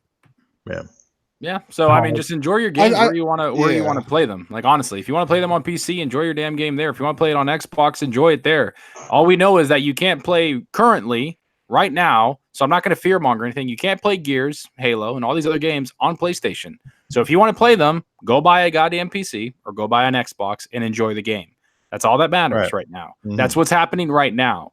Don't fearmonger anything and say your lobbies are going to be empty when you're playing Call of Duty and Xbox. No, it's not going to be empty. Stop being stupid. Like, that's just like what it is. Like, don't. I haven't had a problem finding any lobby in Rocket League, Sea of Thieves, every game I play online, and I play a lot of online games. You can ask anybody in the panel. I've never had a problem finding anybody to play with on Xbox. So when you hear them fear-mongering that shit, wait until it actually happens before you listen to people like that. Like, honestly, because it's probably never going to happen. Never going to happen. Exactly. No, it's not. Talking about it, yeah. I mean, me personally, like, I'm a console guy. I'm going to buy my games on the console of my choice. And my choice, personally, first and foremost, each and every time, has been and will be Xbox. That is my platform of choice, right? So when it comes to this particular game itself, if I'm planning to buy it at all, it will be on the Xbox. Because I liken the, you know, when you're making this game for Xbox or PlayStation, especially the Switch, it's kind of like going to a pizza place. You got some really deluxe pizza places that have lots of pepperoni and cheese. Well, playing on the Switch is like going to the cheap mom and pop shop, you know, where you get it really, you know, where you ask for pepperonis, like literally like 3 little splots of pepperoni on there, and the cheese is really lacking. That's kind of what you get with the Switch. But hey, at least it's pizza, right? You can still play the damn game on the Switch. But I don't want no watered down, you know, crappity ass versions. Personally speaking, if I'm going to dump that much money on a game, you know, $80-$90 up here in Canada, I'm going to buy it where it plays and looks the best, and that's the bottom line, you know. And yeah, that's. I mean, wouldn't that be awesome if that same purchase carried over to the Switch? Well, right? Oh, if it did, that'd be how kind this of cool. stuff could benefit you. Well, that would be great if they could incorporate Switch in that aspect.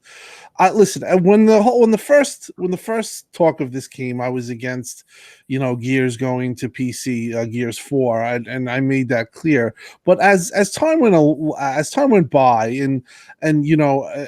The whole thing, actually, I see it and actually, you know, got it in my hands, and then had the cross buy, and then had the availability to play on my PC at really no extra charge.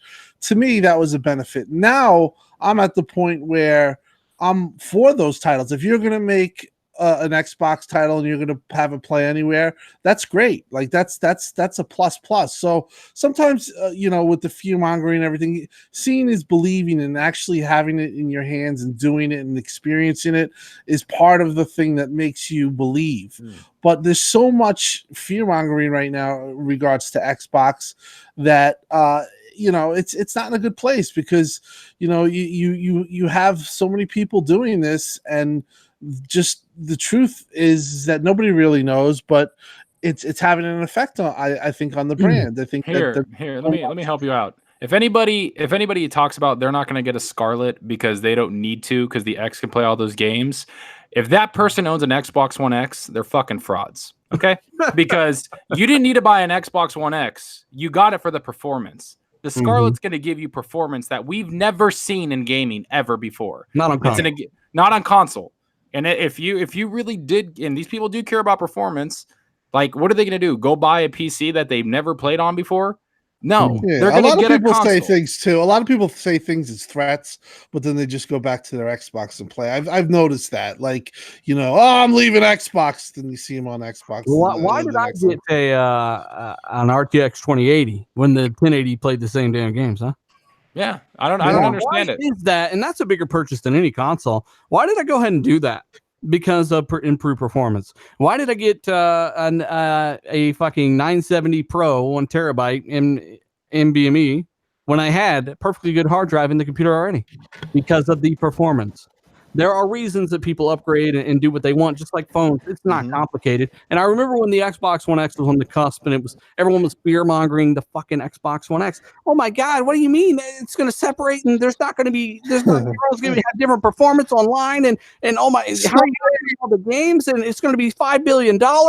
This is human nature, and I've been seeing it for years and years, and it's getting old. And with the games thing, it comes down to people that really are fanboying out for the most part and saying, I want more. As an Xbox fan, we all want more. That's why we're asking for more games, have been for years. Yeah. But you are getting more. And the fact that you have more flexibility, you may not play on PC now, but you may in 2 years.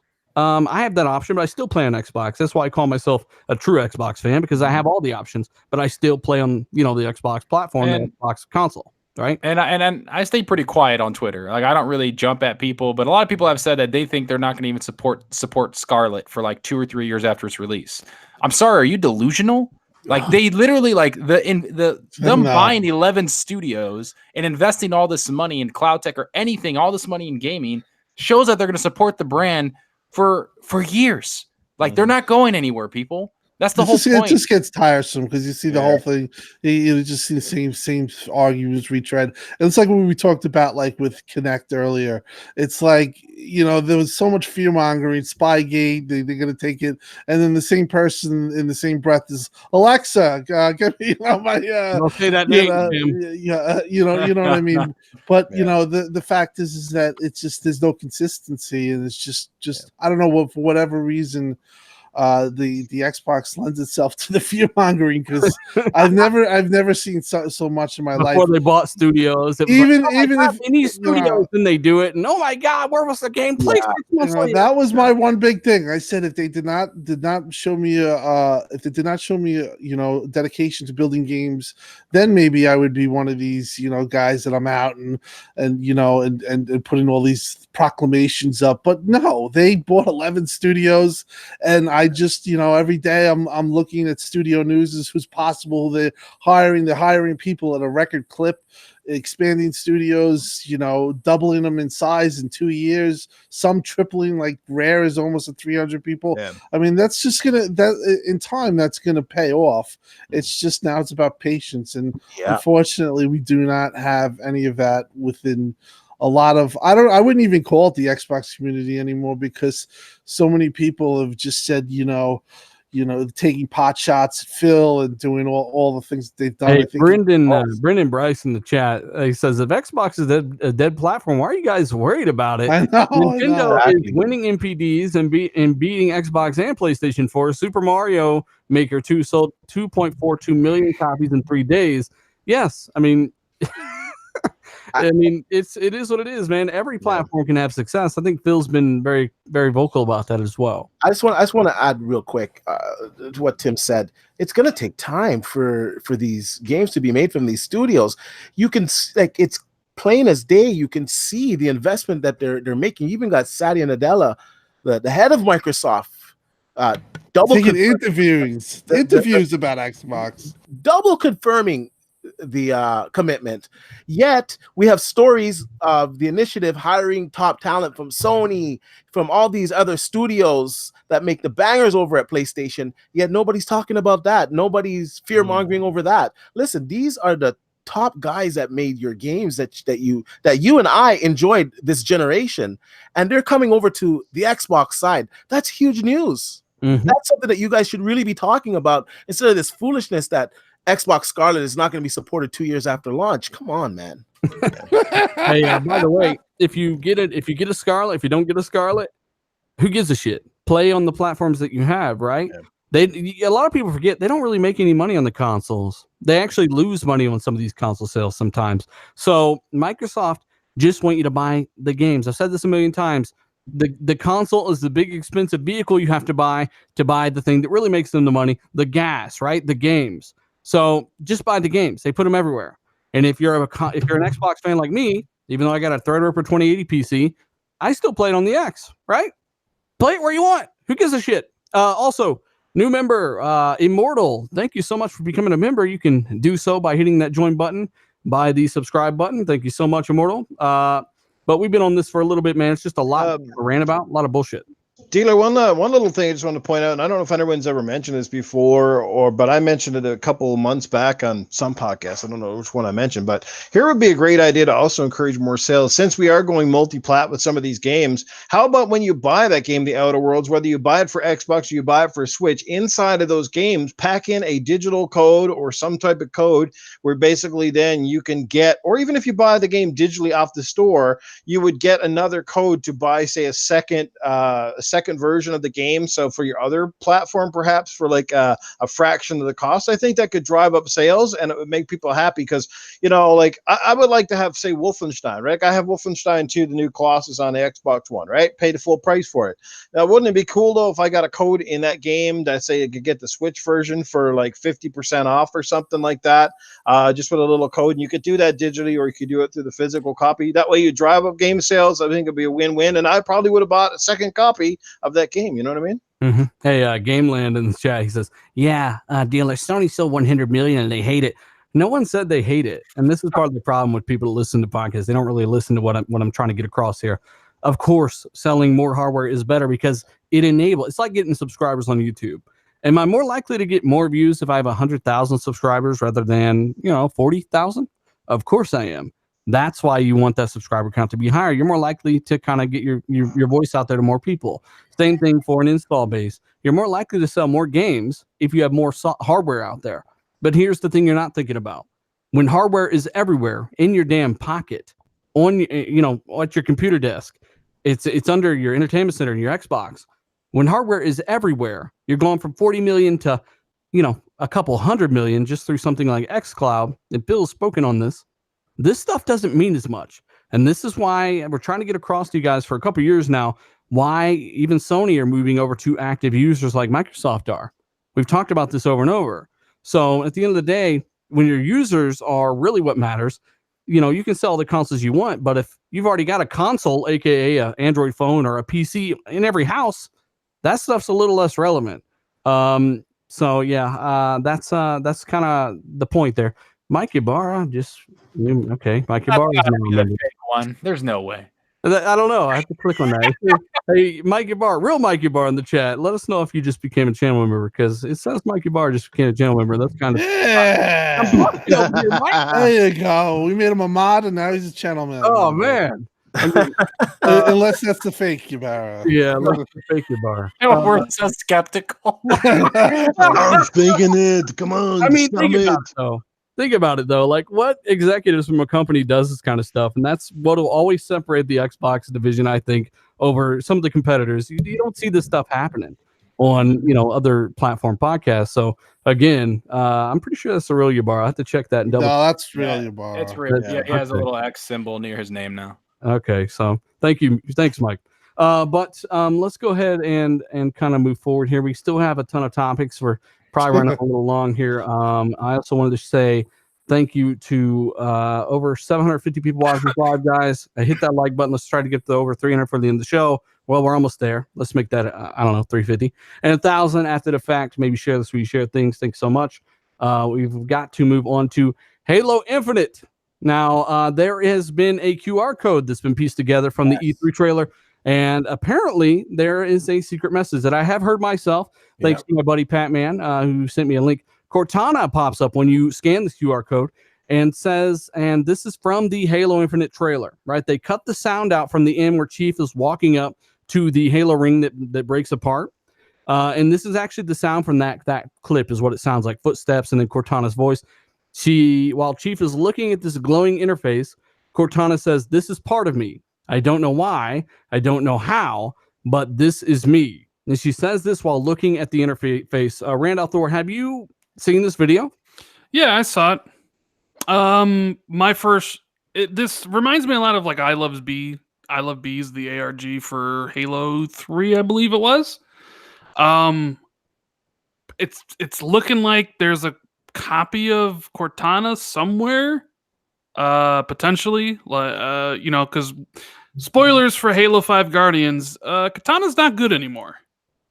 She is. I can't believe you just spoiled that. Yeah, well, if you haven't played it by now, you're probably never gonna play it. But going by the story, she's not good. She's the bad guy, and Chief is going after her probably to save her, because she believes AI should run the universe now. And man, this is a really compelling story. Bring the fire. Where's the fire at, Rand? It's in your card, like your little playing card right there. I can see it on fire right there. So basically, she's going bad. Chief has got to. Do you think they're rebooting all that though? Bringing back the Flood, all that. I want them to bring back the Flood. And when they talked about Halo Infinite, they always talk about this one being a spiritual reboot to the first one.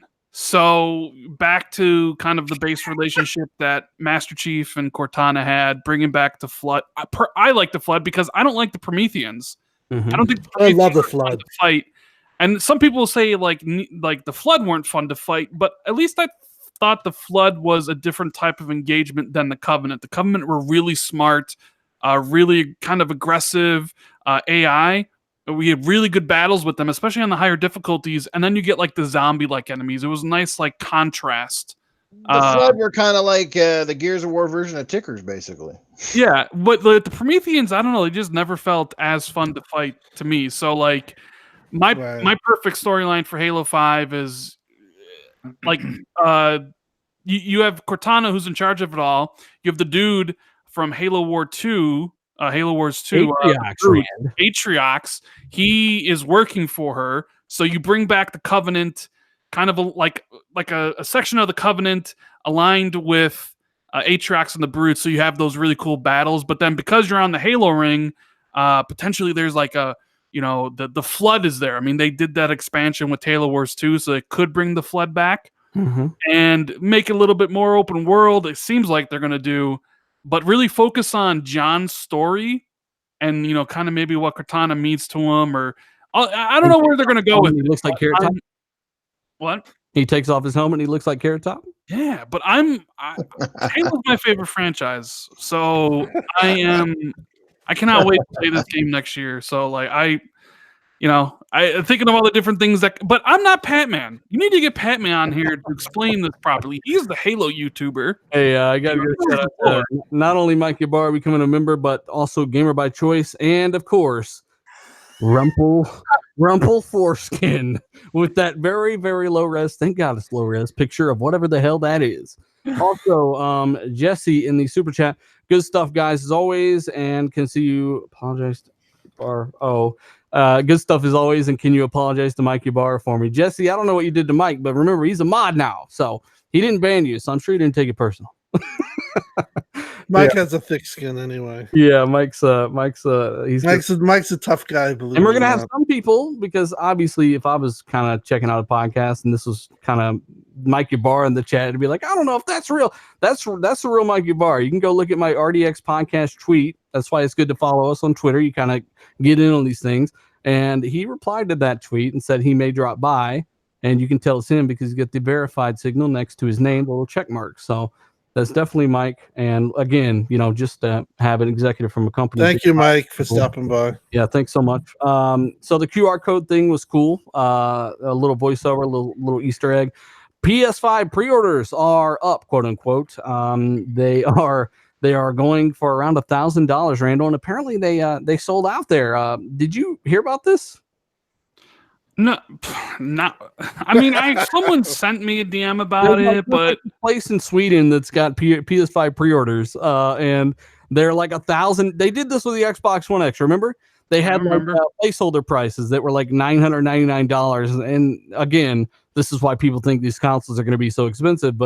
But apparently they kind of sold out pretty quick there or some crap. I don't know. I mean, come on. Who honestly believes for a single solitary second that the PlayStation 5 is going to be $1,000 when it comes out? Shout out to the guy in chat who thinks I have a monotone voice. You can go fuck yourself. Oh, shit. Jesus. You know what, Rand? Never get mad at someone for telling you the truth, man. After last week, Rand, all right. Rand, you better be a man. Have that same energy. You better tell him to go fuck himself. Yeah. No, Rand was talking shit last week, so I'm getting a little payback. Shit. Well, yeah, because you shut up. Shut up. Yeah, people don't know that we are doing parties and talk shit. It's so funny. But yeah, I mean, apparently this is a thing somewhere in Sweden. They're trying to sell some pre-orders for $1,000, $1,050 or some shit. And I thought that was absolutely hilarious. Noof Nukem, how many of these have you pre-ordered? Of the what? The PS5s. Oh, fucking none, man. Why not?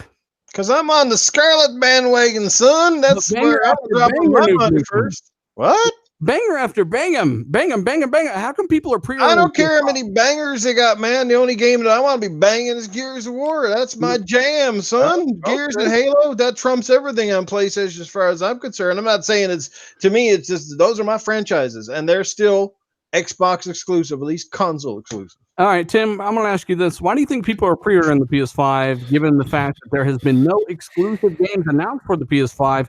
Why are they pre-ordering that? Because I was told that only the games push new hardware, even though we know there's going to be a ton of new cross-gen games and third-party games. So how come only the exclusives, I should say, push the hardware?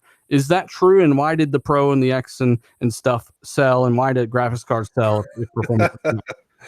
I just think I think if you put up a pre-order for a Scarlett for $1,000, I think the same thing would happen. It's just pre-hype for a piece of a console that's going to be awesome for both of them that's coming out, and I don't really think there's a rhyme or reason. I don't think you can. People try to draw conclusions from this stuff, and you just can't. It's like me putting up a pre-order and saying 1,000 people responded to me and and I'm selling them Scarletts when it launches. It's just I don't know. I just don't. When I heard the report, I just laughed it off. I think that stuff is silly. We don't know one thing about consoles. We don't know if the biggest thing for PS5, I think, obviously in the specs and stuff, but is it going to be backwards compatibility? What type of form of compatibility are they going to have? Right now, or we'll probably talk about it. They're over at a 50% digital rate right now of selling their games and software. So the ecosystem right now is robust, and you have to have a way to support that. If by chance that they said that they have limited backwards compatibility and it's some type of rinky-dink solution, you might not want a PS5. So all the stuff that you hear and all this, it's just basically BS in my opinion. You can't draw conclusions from anything. We don't know a single thing about really other than the architecture. We don't really know much about either of the consoles, which is going to be more powerful, if they're going to be the same power, which is going to have backwards compatibility, which is going to have launch games, what's going to be with it, what's going to happen. We know some of that stuff, but you just got to wait closer to it. And it's just, to me, it doesn't. You really can't say anything about this pre-order. It's just something to write an article about, and maybe the place in Sweden to get some publicity. Tim, you know what, Tim, you can lie all you want, but I pre-ordered 3. That's what I Tim, you got to speak for yourself. I actually pre-ordered 4 of them. I will leave the link of my Twitter, D_batch. They're going up on eBay for $1,500 US. You can guarantee yourself day one that you'll have the next. Well, you know what? Consoles, that's probably some of the people who do buy, because I guarantee you both these consoles, or there's a good shot that there'll be some shortages, and there'll be some people like this that just buy the consoles up and then sell them on eBay for, $400 more. Unfortunately, that stuff happens. That's why pre-ordering is smart and stuff like that. So keep an eye on it. Obviously, we're a year away, and we don't have much information other than that. Entity and the Super Chat said, had to contribute even just a bit. Take care, fellas. Thank you so much, man. Every little bit helps, especially in such dry times. Thank you so much. Randall, you done talking shit to the chat? You done? Yeah, I'm done, bitch. You good? Or you done? Or you good? Or you finished? Or you done? Put some respect on my name. Let's move on. Respect. All right, PS4. This is what people have been like, just going crazy, having strokes over this. PS4 passes 100 million shipped. What does this mean for the industry, Zalker? It means that everyone else can just go home and give up. Xbox is dead. Nintendo's dead. Everyone's dead. Mm-hmm. Just buy a Sony station or Sony PlayStation and just, bask in its greatness because it sold 100 million. So because we own PlayStation 4, Zalker, are we cooler now? I feel a lot cooler. Like when I walked out the door this morning, I was like, I have a PlayStation. I'm one of the 100 million. And I flipped off my neighbor and I went in my car and I left. That's the way I felt. Why you flipped off your neighbor? That was a little. Because he doesn't have one. Oh, well, you left. I don't think he does. He probably does though. 100 million. Come on. Yeah, I mean, it's not like it's a very exclusive club, but it's pretty cool, I guess. I mean, 100 million shipped is great. It's beating the PS2's rate, which PS2 is very successful. I think it's beating the Wii's rate of install as well. And as I said, when you get that install base out there, you sell more. But again, when you're putting your games on everything, like Sony are gonna do, that's why they're partnering with Microsoft. Like Microsoft, they're gonna do, that's why they're bringing their games like xCloud and the PC. These console sales don't mean as much as they used to. Sorry, that's not damage control, but that's just facts. Can I just add, dealer, real quick? I gotta congratulate Sony on reaching 100 million. That's fantastic. It's sold like hotcakes this generation. It's still selling. It's selling. It's still this year. It's still selling at the rate it sold last year. So that's a good job. It's and we have to say this. But I gotta say this. The games, right? The game had to be the reason why. Yeah, but listen, I just want to say this real quick to the fan base, the Sony fan base. You know what's worse than a sore loser? A sore winner. Like, enjoy your exclusives. Your games ran fantastic on the PlayStation. I played all the exclusives that Sony had to offer this generation. They were fantastic, and I don't understand. Like, just enjoy it. Enjoy your system. If you're already winning, and we already know this generation is coming to an end, and the next generation is starting. Why be so? I don't know. Just the climate of Twitter and the forums and everywhere. Like, you're winning. Like, you have the #1 selling console, yet you're all acting like little twerps. Just go play your games on your PlayStation. Enjoy it. Everybody knows that this generation belongs to PlayStation. It is what it is, and that's it. Have a nice day. Well, that is a vocal minority. Most PlayStation guys are really cool. The PlayStation 4 system does a lot of things great. It's mainly the radicals that create the negative connotation. Matt Burns says McDonald's has sold the most hamburgers in history. Obviously, the best hamburger ever. He's got a good point. He's got a really good point, Tim Donalds. Well, I mean, listen, in my opinion, it's a tremendous feat. It was I said this 5 years ago, 6 years ago, on the podcast that I was on. I said, I see this console selling 150 million, and I was laughed at on that on that podcast. But it's the fastest console to 100 million. Congratulations to Sony. I'm not gonna, I'm not gonna say anything bad about that because they did a tremendous job from start to finish. Yep. They really, hit all the right spots. They're just very smart in their marketing. They're very in tune with things. Their marketing, Tim. I mean, that's what we're talking about. Like, yeah, day one when here's how you share used games. Like, they've had that guy in the back coming up with ideas the whole time. Yeah, well, they're very in tune. Like, you even look at like the Wall Street Journal, the Wall Street Journal article about how the hardcore matters, and they're very in tune with what people are saying. They know and the what hardcore messages need to be sent out at what times. They're very right. They're extremely good at that, and they keep hitting that note over and over and over. Mm-hmm. So I'm not gonna be a sore loser here. Obviously, I'm an Xbox fan, and I would have loved for Xbox to be this popular. It just didn't happen. But on the other flip coin, thank God that they hit 100 million, because the celebrations I've seen from 40 million to 50 million, 60 million, 70 million, and the gloating. I don't know if you're gonna really, the 110 really doesn't. Once you hit 100, it's at like this point, it's like it's over. We know. It's over. You won. Don't gloat. Try. I mean, or at least gloat a little, and then just give it up. But listen, it's like we talked pre-show.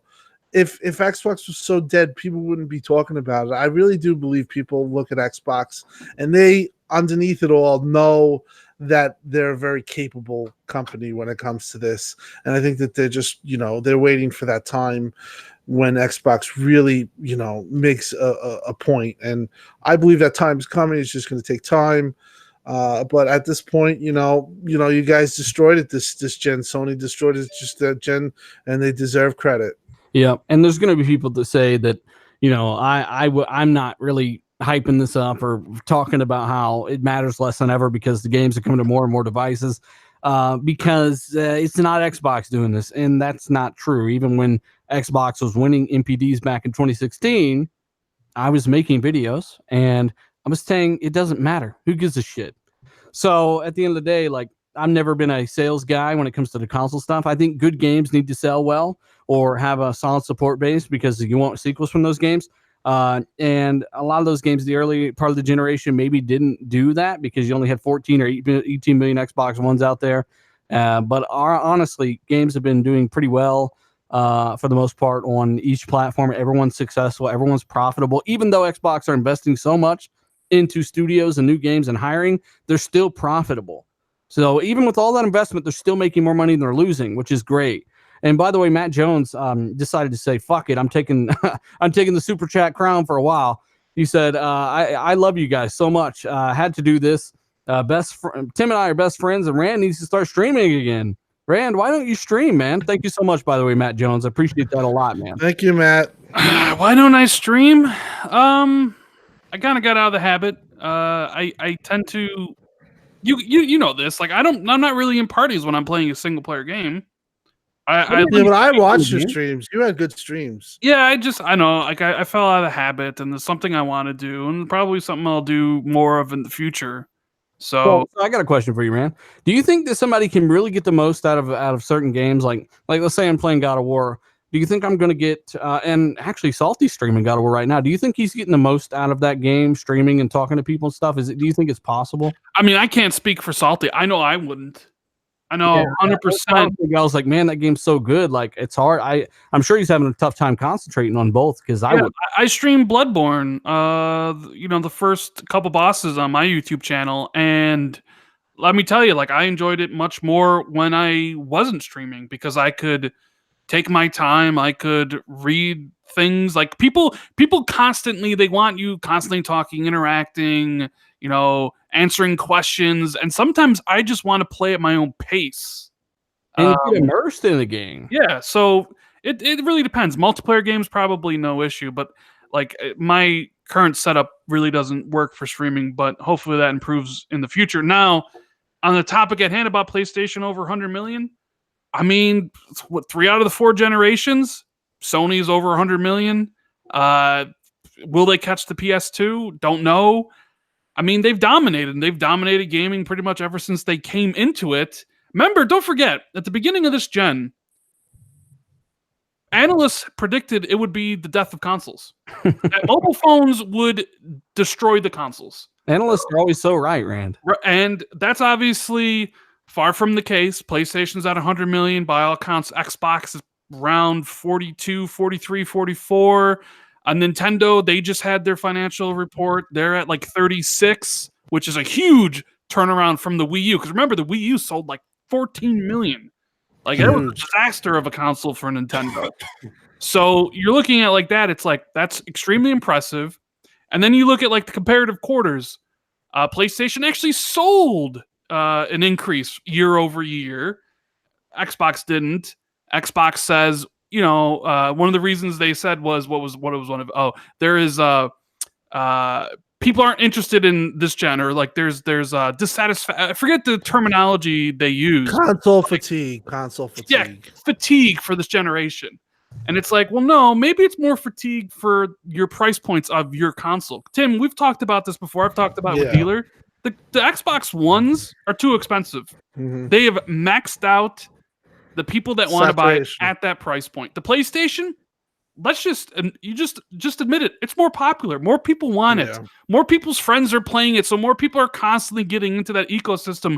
So there's going to be, and it sells everywhere. North America, Europe, Asia, it sells everywhere. So there's always more Middle people. East. So it's like, yeah, it has, you know, more potential to sell. And, you know, we talk about the games, you know, Phil Spencer saying that, you know, Xbox games haven't been good the last few years. I don't think we've talked about it yet, but you know, yeah, we do need to get moving through these topics, honestly. But like, you know, PlayStation's last couple of years have been pretty damn good. So, you know, people are buying the consoles to play with their friends and mega hits like Fortnite, but also buying the games to play stuff like Spider-Man. So, what are you going to say? PlayStation is a dominant console this gen, and it clearly showed. Yeah. So kudos. And there's going to be an uphill battle for any console next gen versus the one that's got the biggest digital install base, the previous one. This is the first one where a lot of people are digital, more than, you know, just as many probably as physical. And going forward, those digital guys are going to want to carry that library forward. So you've already got an uphill battle trying to lure those guys off of that platform from their $1,000 worth of games or whatever it might be. You got a challenge. This is probably gonna be the longest show we've ever done. It wasn't intentional. It's just a lot to talk about. But I want to run this by you guys real quick. We can kind of move on to the main topics here. And we're going to give a shout out to everybody watching this live. A new Xbox game from Tim Schafer. Now, Tim Schafer obviously is from Double Fine. His studio was just purchased. And basically, Microsoft not only just registered trademarks for Brutal Legend and Broken Age, right? They just did this again, meaning they may do something with these IPs. But Tim Schafer last year, and remember, these game creation's up to these heads of these new studios. Microsoft don't dictate what they do. So Tim Schafer said last year that he wanted to make a Brutal Legend 2 sequel. And he said this in 2018. He said he needed a big pile of money, or somebody to fund the game. And that's the game he really wants to make. And if you don't remember, Brutal Legend was the game from, I think, 2009 with Jack Black, where it was a lot of rock. I like a lot of the music in the game. But it was kind of an odd mashup of overhead strategy with third-person combat, and it was unique. And Tim wants to make a sequel to that game, and last year he was talking about they just renewed the trademark for it. So, I mean, Tim, do you think it's a possibility that Tim Schafer's next project after Psychonauts 2, which got delayed to 2020, will be something like Brutal Legend 2? Yeah, I do think that. Anytime when you do the type of trademarks, that's usually a telltale sign that that game is coming, or some type of game within that realm. So yeah, I do see that coming. I did not play Brutal Legends, so I can't really talk about it. I remember somewhat of it, but I remember Jack Black, and I remember something with the guitar or something like you shoot, like, I don't know. I don't remember exactly, but yeah, I do think it would mean that Brutal Legend or something of the fact is coming. Now, what was Broken Age? It's just another game that I've never Rand knows all the details on that one. Broken Ages was like a point and click adventure. It had like Elijah Wood in it. Came out on Xbox, I think, last year. I think it was also a Kickstarter game, if I'm not mistaken. It's all right, nothing special. But I disagree with Tim on this. Just because you renew the trademarks doesn't mean nothing's coming. Microsoft renewed the trademarks to Lost Odyssey not that long ago, and I don't think there ever is going to be another Lost Odyssey 2. I don't think there's a chance in hell there's a Brutal Legend 2. But what if Tim Schafer said he wanted to make it, and if it's 100% his choice, you don't think he's going to act on that? He's a big metalhead too. I mean, there's a reason he really wants to make this game. I mean, there was some issues with Brutal Legend. I think there was something going on between EA and Activision when the game first came out. Just because something's trademarked or whatever, I don't necessarily believe that it's like set in stone that it's coming. I strongly doubt there's a Brutal Legend 2 coming in the future. I think it's just because I think Double Fine owns the IP, and now Microsoft owns Double Fine, so it's just another IP for the for the collection of IP that they don't use. Right. I want to give a shout out to almost 700 people watching this live. Still, we're running long, but hey, we appreciate it, guys. Hit that like button, share this out, help us out a little bit. Everything helps. Every little bit helps. So let's get on to this new update. Arguably, what I think will be the biggest update for the Xbox console this year. And we have a guy who already has it installed on his Xbox right now. The brand new dashboard. And it's been a long time since we've gotten a refresh on the dashboard, but apparently it makes things faster and stuff like that. Rand, explain this new dashboard to people and let them know what you think the benefits and maybe some of the negatives of it might be. It is a substantial change, right? Yeah, so the previous dashboard, I'm sure you guys all know, you have tabs: Mixer, Community, Store, hit right bumper, Game Pass, and your right bumper, left bumper to go through them like you're flipping like pages on a book. And it really slowed down the navigation of the guide a lot. Sometimes it would just take a while to load, or the system would hitch, at least for me, right? So now they got rid of that. Now it's just a single page. It's just the home screen. They boosted up the game that you are currently playing, the big tile on the left. They boosted it up to the middle, so it's like a one row, and your last My Games and Apps kind of right in the middle with the last 5 games you played as that row. Underneath it is like 3 ads, but they've moved Mixer, Community, Store, and Game Pass as clickable buttons, individual clickable buttons underneath the most recently played game. So you can click on those if you want to go there. So to me, this update is 10 out of 10 because I never have to see Mixer ever again. I never have to, I'm tabbing over. Oh, there's Mixer. There's these streamers nobody knows, and I'm being a little harsh on Mixer, trying to be a little funny, and I'm really not. But I don't need to see Mixer if I don't want to. I don't need to see Game Pass if I don't want to. So and honestly, it's sped up the dash a little bit. So like doing those actions made it faster. It's more stable. The pages load up much quicker. The store loads up a lot faster. My Games and Apps loads up quicker. So it definitely seems like the dashboard's being sped up. And I mean, it makes sense because there's no longer those other tabs I got to worry about. Freed up that RAM in the OS. So I love this new dash. Just for that. It's simple. It's clean. There's one page. Everything else is still the same. You still have your groups at the bottom that you can go to. You still have the guide when you press the globe on the or the Nexus button, as they call it at Xbox. The Nexus button on your controller, the big Xbox button. It brings up the guide. Everything's still the same. Is the guide a little faster? Any different? I haven't really. The guide's always been super snappy for me. But yeah, I think it's one of the better updates in a long time. So I can't wait for everybody to get it. If you want to see it in action, I have a video on my channel. Shameless plug. Check it out. A video on it. Yeah. I know Tim's played. I just got it. I had, like Brandon said, 50% of the consoles got it that were in alpha. So one of my consoles, I'm an alpha on all 3. I didn't get it, and I was like, and I said, let me try the other one, and I got it. So I've been playing around with it, and I have to say, like Rand said, it's 10 out of 10. I know Rand always used to complain because he's like me. He has like 1,000 games or whatever. I have 800. And when you loaded up that tab, it would, really fail to sync. It would lag. That's really seemed to have been fixed with this update. Have you noticed that too, Rand? Like when you go to your games, it's much smoother. Everything's a lot quicker.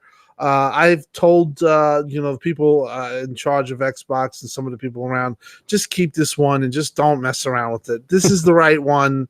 Don't keep tinkering and going this left. This is the right one. If it's like the PlayStation UI, that's fine. They copy each other on things, and if PlayStation got it right and looks like they did, they have it right on the UI. So Xbox can use the same type of setup. It's quite a bit different than the PlayStation one, though, right? Quite similar, though. They're very quite visually similar. similar. I mean, it's simplified like the PlayStation one, but I mean, I have a hard time finding shit in the PlayStation UI sometimes. I got to give a shout out to the Costanza 007, man. How you been? But from what I saw from Rand's video and Jez's video, both are great videos. Check them out. You'll have your game tile where it is right now, but below that you have 4 buttons, and if it's a way of advertising things as well. So no matter who you are, no matter where you're at, if you got an Xbox, you got this update, you got this dashboard, that Game Pass is now a thing. You don't have to hit anything. You now see, there's a Game Pass square next to the store square, next to the My Games That I Own square, right? Next to the Mixer square. What's Game Pass? Why is the word gaming? I'm going to click on it. And if you're not a member, I'm sure that they're like, hey, check out these hundreds of games for $10 a month. That's a really good way to inherently advertise Game Pass through the operating system itself. Like right there. It's a button you can push right next to the games you already own. So I think it's very smart on their way to kind of integrate that advertising right there, kind of in that way, right? Zalker, have you seen a video of this dashboard yet? You're over there dead or something. Yeah, that's you haven't called on me, bitch. I'm just you call me a bitch of shit. What the fuck? You call me dead. No, have you seen the video of this stuff? Yeah, I saw Rand and I saw Jez's. As a person that loves designing UI and all that, I just want to get my hands on it and I want to mess with it. Like I enjoyed what I saw from it. It looked a lot more sleeker, a lot more intuitive to how you move through things, and like you said with the Game Pass thing, but I just want to see how it is. I don't know. I just got to get my hands on it, like user test it myself. That's just how I am. I just can't watch somebody else use it. I have to use it for like 2 or 3 days and kind of see how it feels. Right now, the UI they have now, I think it's okay. I think it's fine. It kind of does because I'm used to it so much that it does what I need it to do. But if they're improving it constantly, like I love that. I never want something to stay the same, like, to be honest, like Sony has, where I feel like the PS3 and the PS4 look the fucking same. Well, they kind of do. And when I said I have a hard time finding some things on the PS4, I'm referring to the system settings. Like when I'm going through, it's the same way on the Xbox. I think the settings, because some things that are under personalization, you think would be under preferences, right? Or it's kind of weird to try to find out exactly where something is. And I think that's on both consoles and the settings, especially. But yeah, I mean, they're both kind of coming along, and Xbox is still trying to find its groove on what exactly it wants. I think they'll find a version of what they have now, and they'll stick with it going forward because of the way that it does inherently advertise something like Game Pass. There's a Game Pass button, right? And it looks like it's part of the actual UI instead of kind of a tab down here where you can get deals on games and stuff. I think that's the way they're going to do it, and they're going to kind of inherently evolve that forward. There's another topic on the whole Phil Spencer interview thing, but that's another 20-minute discussion. So many opinions, so many things. Good thing we all did videos on this pretty much. Check them out. That's my last video. It's one of Rand's last videos. Tim's tweeted about it. D-Batch, you haven't done a video on it for some reason, though, have you? No. If I just to touch on it really, really quickly. Go ahead. First of all, I commend Phil. First, in order to solve a problem, you have to first admit that there is a problem. And for him to come out and say that we haven't done the best over the past couple of years with our Xbox exclusives lets me know that they're quite aware, of what the fan base and of what gamers are thinking in general, and that they're doing all the steps to address it. And we already know this from all the studios. They're hiring all this talent, yada, yada, yada. We know this. And, the next batch of games that will be coming out of these studios on the next generation console, the Scarlett device, these games will be top caliber games. You know why? Because they have to be top caliber games. And for people to come out and like twist his words and say, oh, he's conceded this and yada, yada, yada, it's just a bunch of nonsense. Microsoft is aware of the problem, and they're doing all the steps that they need to in order to address the problem. And I think next generation, we're going to get the exclusives that we want. And I think both Sony and Microsoft are going to be competing head to head for our dollars. And both companies are going to bring really good exclusive games. That's just my opinion on it. No, Russian says you guys passed around dealer script. For one, motherfucker, I don't use the scripts when I record. And secondly, you obviously don't listen to the podcast because we have already said this over the past year and a half, especially about the first party output and the quality of these games. So anybody that's been listening, I get tired of fucking saying it, but you guys got to remember the different just birth of people that check out the show and the amount of misinformation from people like Russian perhaps that don't really listen to what we're saying every week. They might pop in and just talk shit. But at the end of the day, this is stuff that we've already talked about. And I kind of made a big production-ish type video, slamming it into one video, everything we've been saying over the past couple of years. And, it's common sense. We all want better software. We've all been asking for better games. We all want these big blockbuster experiences. Like I said over and over on this podcast, in my video, we haven't had that since Gears 4. And even then, that game needed a little bit more time. It was still a great product. Gears 5 is going to be that game that I really wanted from Gears of War 4. But, it's something we've all talked about. All the fans in the chat have talked about it. Most of them are very, very realistic in the fact that Microsoft had the ability to step it up. They all know that Microsoft are stepping it up. That's why they've hired and doubled their studio, over doubled their studios. I mean, this is common sense. Everyone wants better games, more games. So if anyone's saying otherwise and saying that we're not saying that, they're lying to you and have been. I think you gave me a different script than the one you used for your video. Yeah, exactly. So I don't script any of my videos. I think that's clearly apparent to anybody that watches it, and I think that's kind of that's pretty shitty to say that. Oh, we just dealers talking points. Like we don't have individual thoughts on all this. It's a Russian bot, right? Come on, Russian bot. Think with your brain. Listen, the truth is the truth, and you can't run away from it. We've been we've said it many times. I remember when E3 came around, and we all gave it an honest review, and we all were not happy about E3, and everybody still said, "Oh, look at these guys! They damage control E3, said everything was great." And did you even watch the show? I mean, 30,000 people watched that show, D. It's not that hard to go back and check out our E3 reaction show, where from second 10, it was quite apparent what the aura was. And we kind of voiced those criticisms. The only difference is we don't just sit there and cry about the same thing every day or every show or every week or every other week.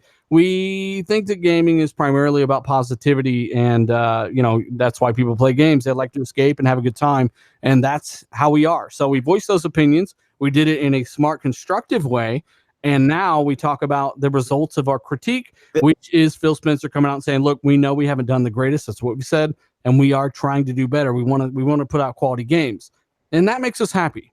This is the part that grinds my gears, though, is that we say this constantly. People say, "Oh, Xbox needs to get better exclusives, yada yada yada," yet they don't want to acknowledge the steps that Microsoft is doing to rectify the problem. Like, it's unbelievable. They want to go with what the common theme is, or what the rag on. Honestly, Xbox is a punching bag at the moment, and just people want to rag on it. It's just, it is what it is. They don't want to give it credit. This gen has been like that all. I remember, we're talking about exclusive games. I read our articles, and like they're saying exclusive games is the reason why PlayStation has gained such popularity. That's true, but there was also a time when the start of this channel where it was about power and indies and indie relationships. It was about that up until 2017. Yeah, it was about that. So this narrative where these things change all the time, people don't want to accept that they've got 11 studios and they're building these studios out. And then the same people will say that PlayStation's buying Remedy and Take-Two. And there's, and they go crazy about that, but there's no evidence. There's nothing that ever happens. What I have to say about this is that, honestly, we just said, like D said, we applaud Phil Spencer for saying that. And as Xbox fans, we've been saying that for years, like Dealer said. But to be honest, everybody on the PlayStation side should be applauding him too. Be like, yeah, you know what? Because competition breeds excellence. But now it took him too long to say it, even though he said this before. He didn't need to say it. We already knew. They knew there was a problem. There's a reason why they bought all these studios. Everybody knows. Yep. That's the whole point. If you just use common sense and just pay attention to what's happening with Xbox the last year and a half, they knew there was a problem with first-party games and just first-party output and maybe even quality of games. Right. It's why they're hiring like crazy and bringing all these people into their new studios, old studios, and every studio you can think of, they're hiring. That's the point, people. And he said it. The biggest thing he said about like, oh, it's just not the quality of games. It's that he talked about giving these developers time and that they needed the studios to give them time, because if a game's not ready, maybe another studio will be done with the game, right? They don't have 4 or 5 studios pushing out games as fast as they can anymore. It's not the way it works. Yep. So I'm happy that he said that. I made a video too about it. And I just think people, especially PlayStation fans and just everybody, a gamer, if you're a damn gamer, I don't care where you play, if you're a gamer, you want to hear shit like this from your executives.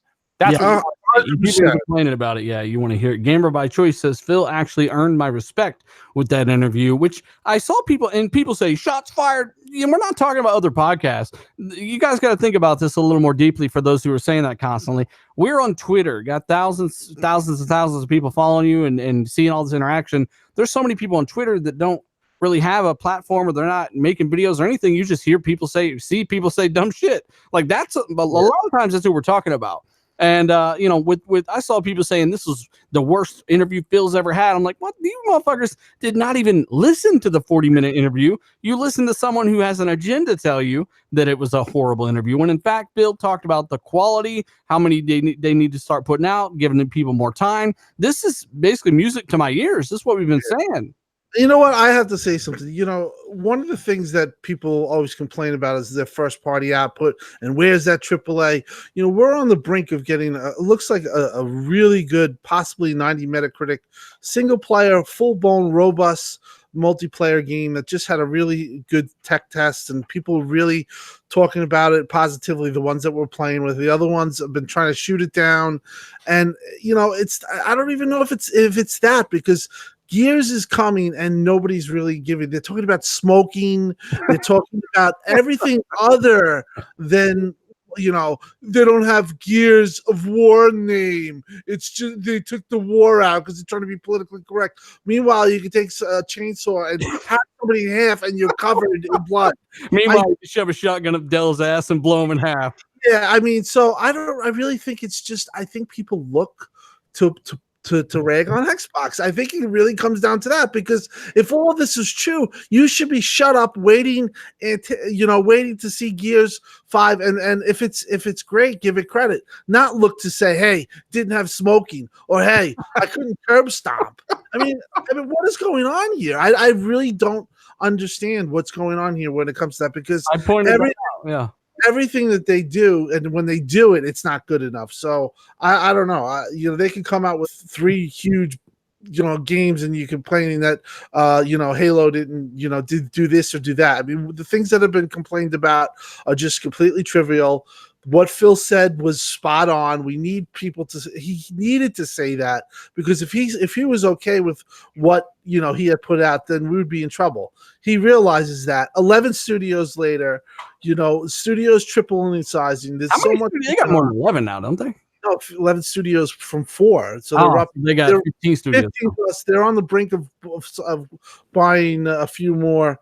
And I just don't get the negativity 100% of the time. It's just doesn't make the same old double standard trash. And two, if you're talking about, and this ain't an attack on anybody. There's people out there that genuinely believe that changing Gears of War kills to eliminations is a sign of an agenda. But then I'm thinking, and I'm pointing out, look, man, I just shoved a shotgun at this guy's ass and blew the top part of his body off, and it went spinning off into the fucking wall. Like, I don't think that I'm literally able to do the worst things I've seen in Gears almost, and this is the Coalition's second game. So you can only imagine, because the big executions came in Gears 3.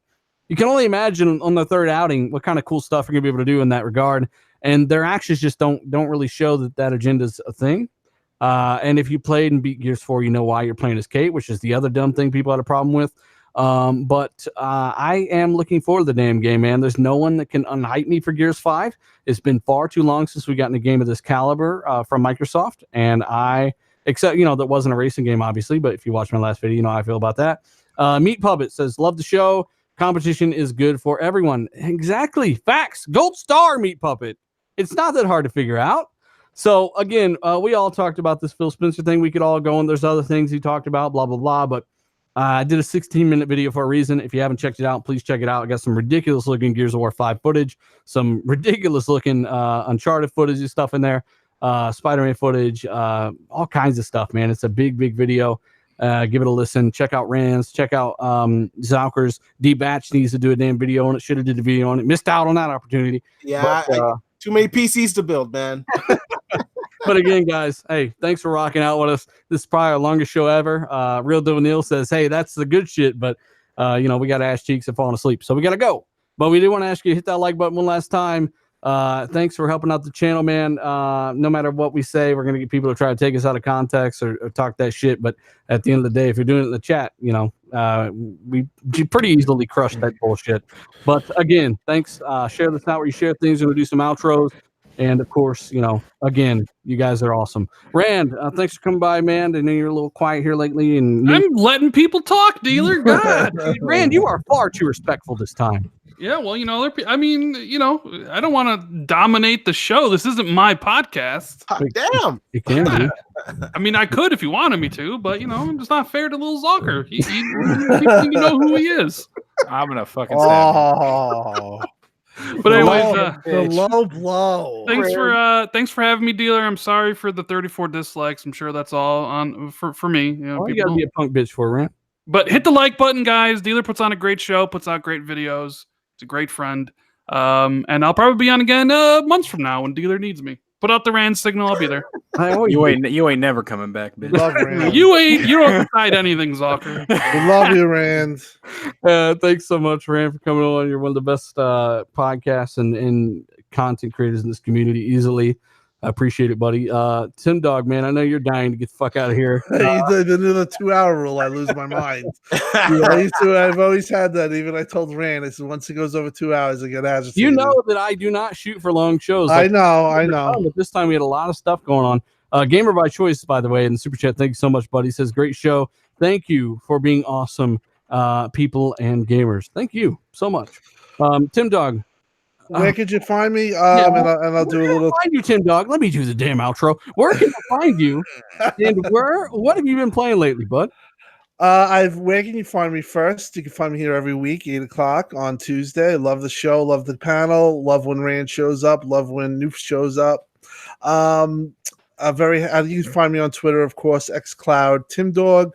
I've been playing Tomb Raider, Shadow of the Tomb Raider, which I'm almost finished. I'm in Peru right now, so I'm definitely towards the end. I have to say that game is excellent. I don't understand why it kind of failed at the box office.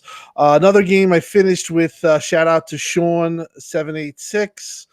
He's done a couple of Xbox podcasts. Great guy. Sounds cool. Yeah, we finished A Way Out, and I have to say that game was good, but the achievements, I don't know what the hell happened. We finished. I think we have to finish both endings. No, but, the achievements is you got to do dumb shit like go do like seesaw on a level and stuff like that. Yeah, like I'm really upset about that. I thought like thousands of achievements would come from like this 8 hours of gaming with Sean. We were like, yeah, it's gonna come, and then we finished the game and we're like. And I'm like screaming. I'm like, whoever played it for free gets no achievements no matter what. Yeah, well, I'll tell you, there's a lot to that game that has potential. Some of the sequences when I don't want to give away most of the things, but when it goes to 2D, that portion of the game I really felt was pretty cool. I could see a whole game being built out of that type of that like a Double Dragon. We were talking about that. We were really kind of impressed with that portion of the game. But I have to say, I recommend playing it.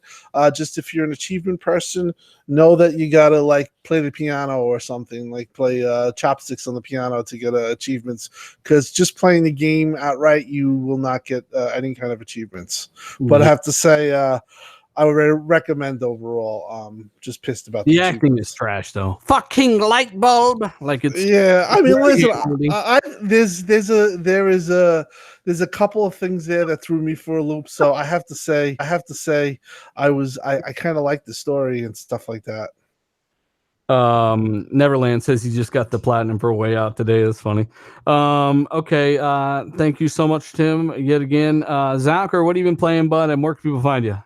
I've been playing Plague Still Innocence. I beat that. Great game. People should check it out. Underrated hit. What else? Oh, yeah, I'm started Uncharted 2. It's been awesome.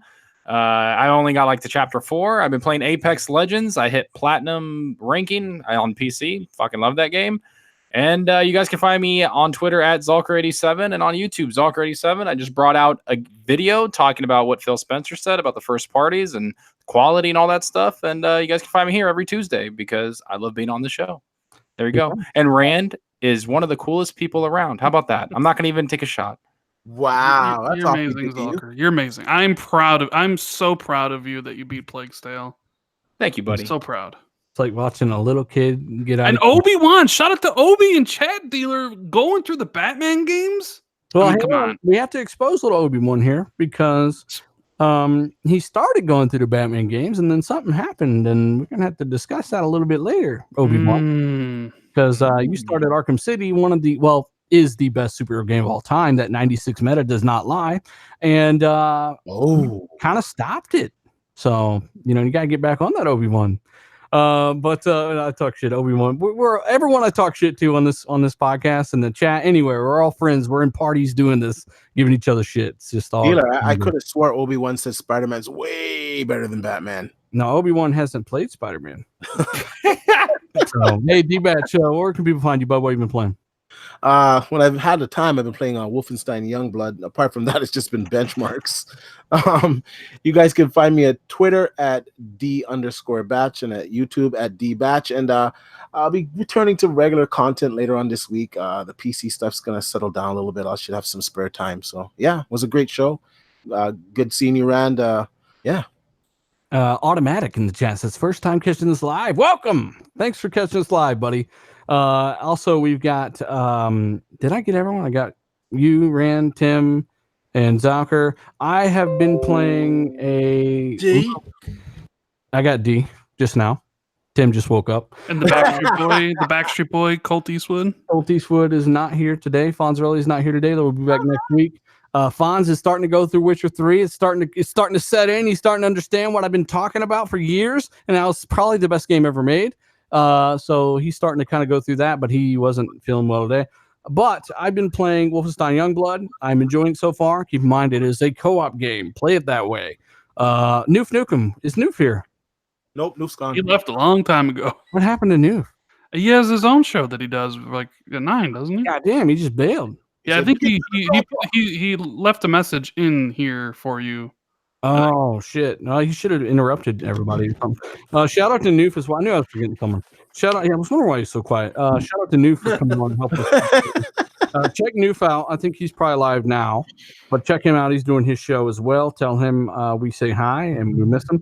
And if you guys are curious, Wolfenstein Youngblood, we did cover a little bit at the beginning, but it's a fun time. I just bought it, by the way, so you're gonna have to play with me. Okay, no problem.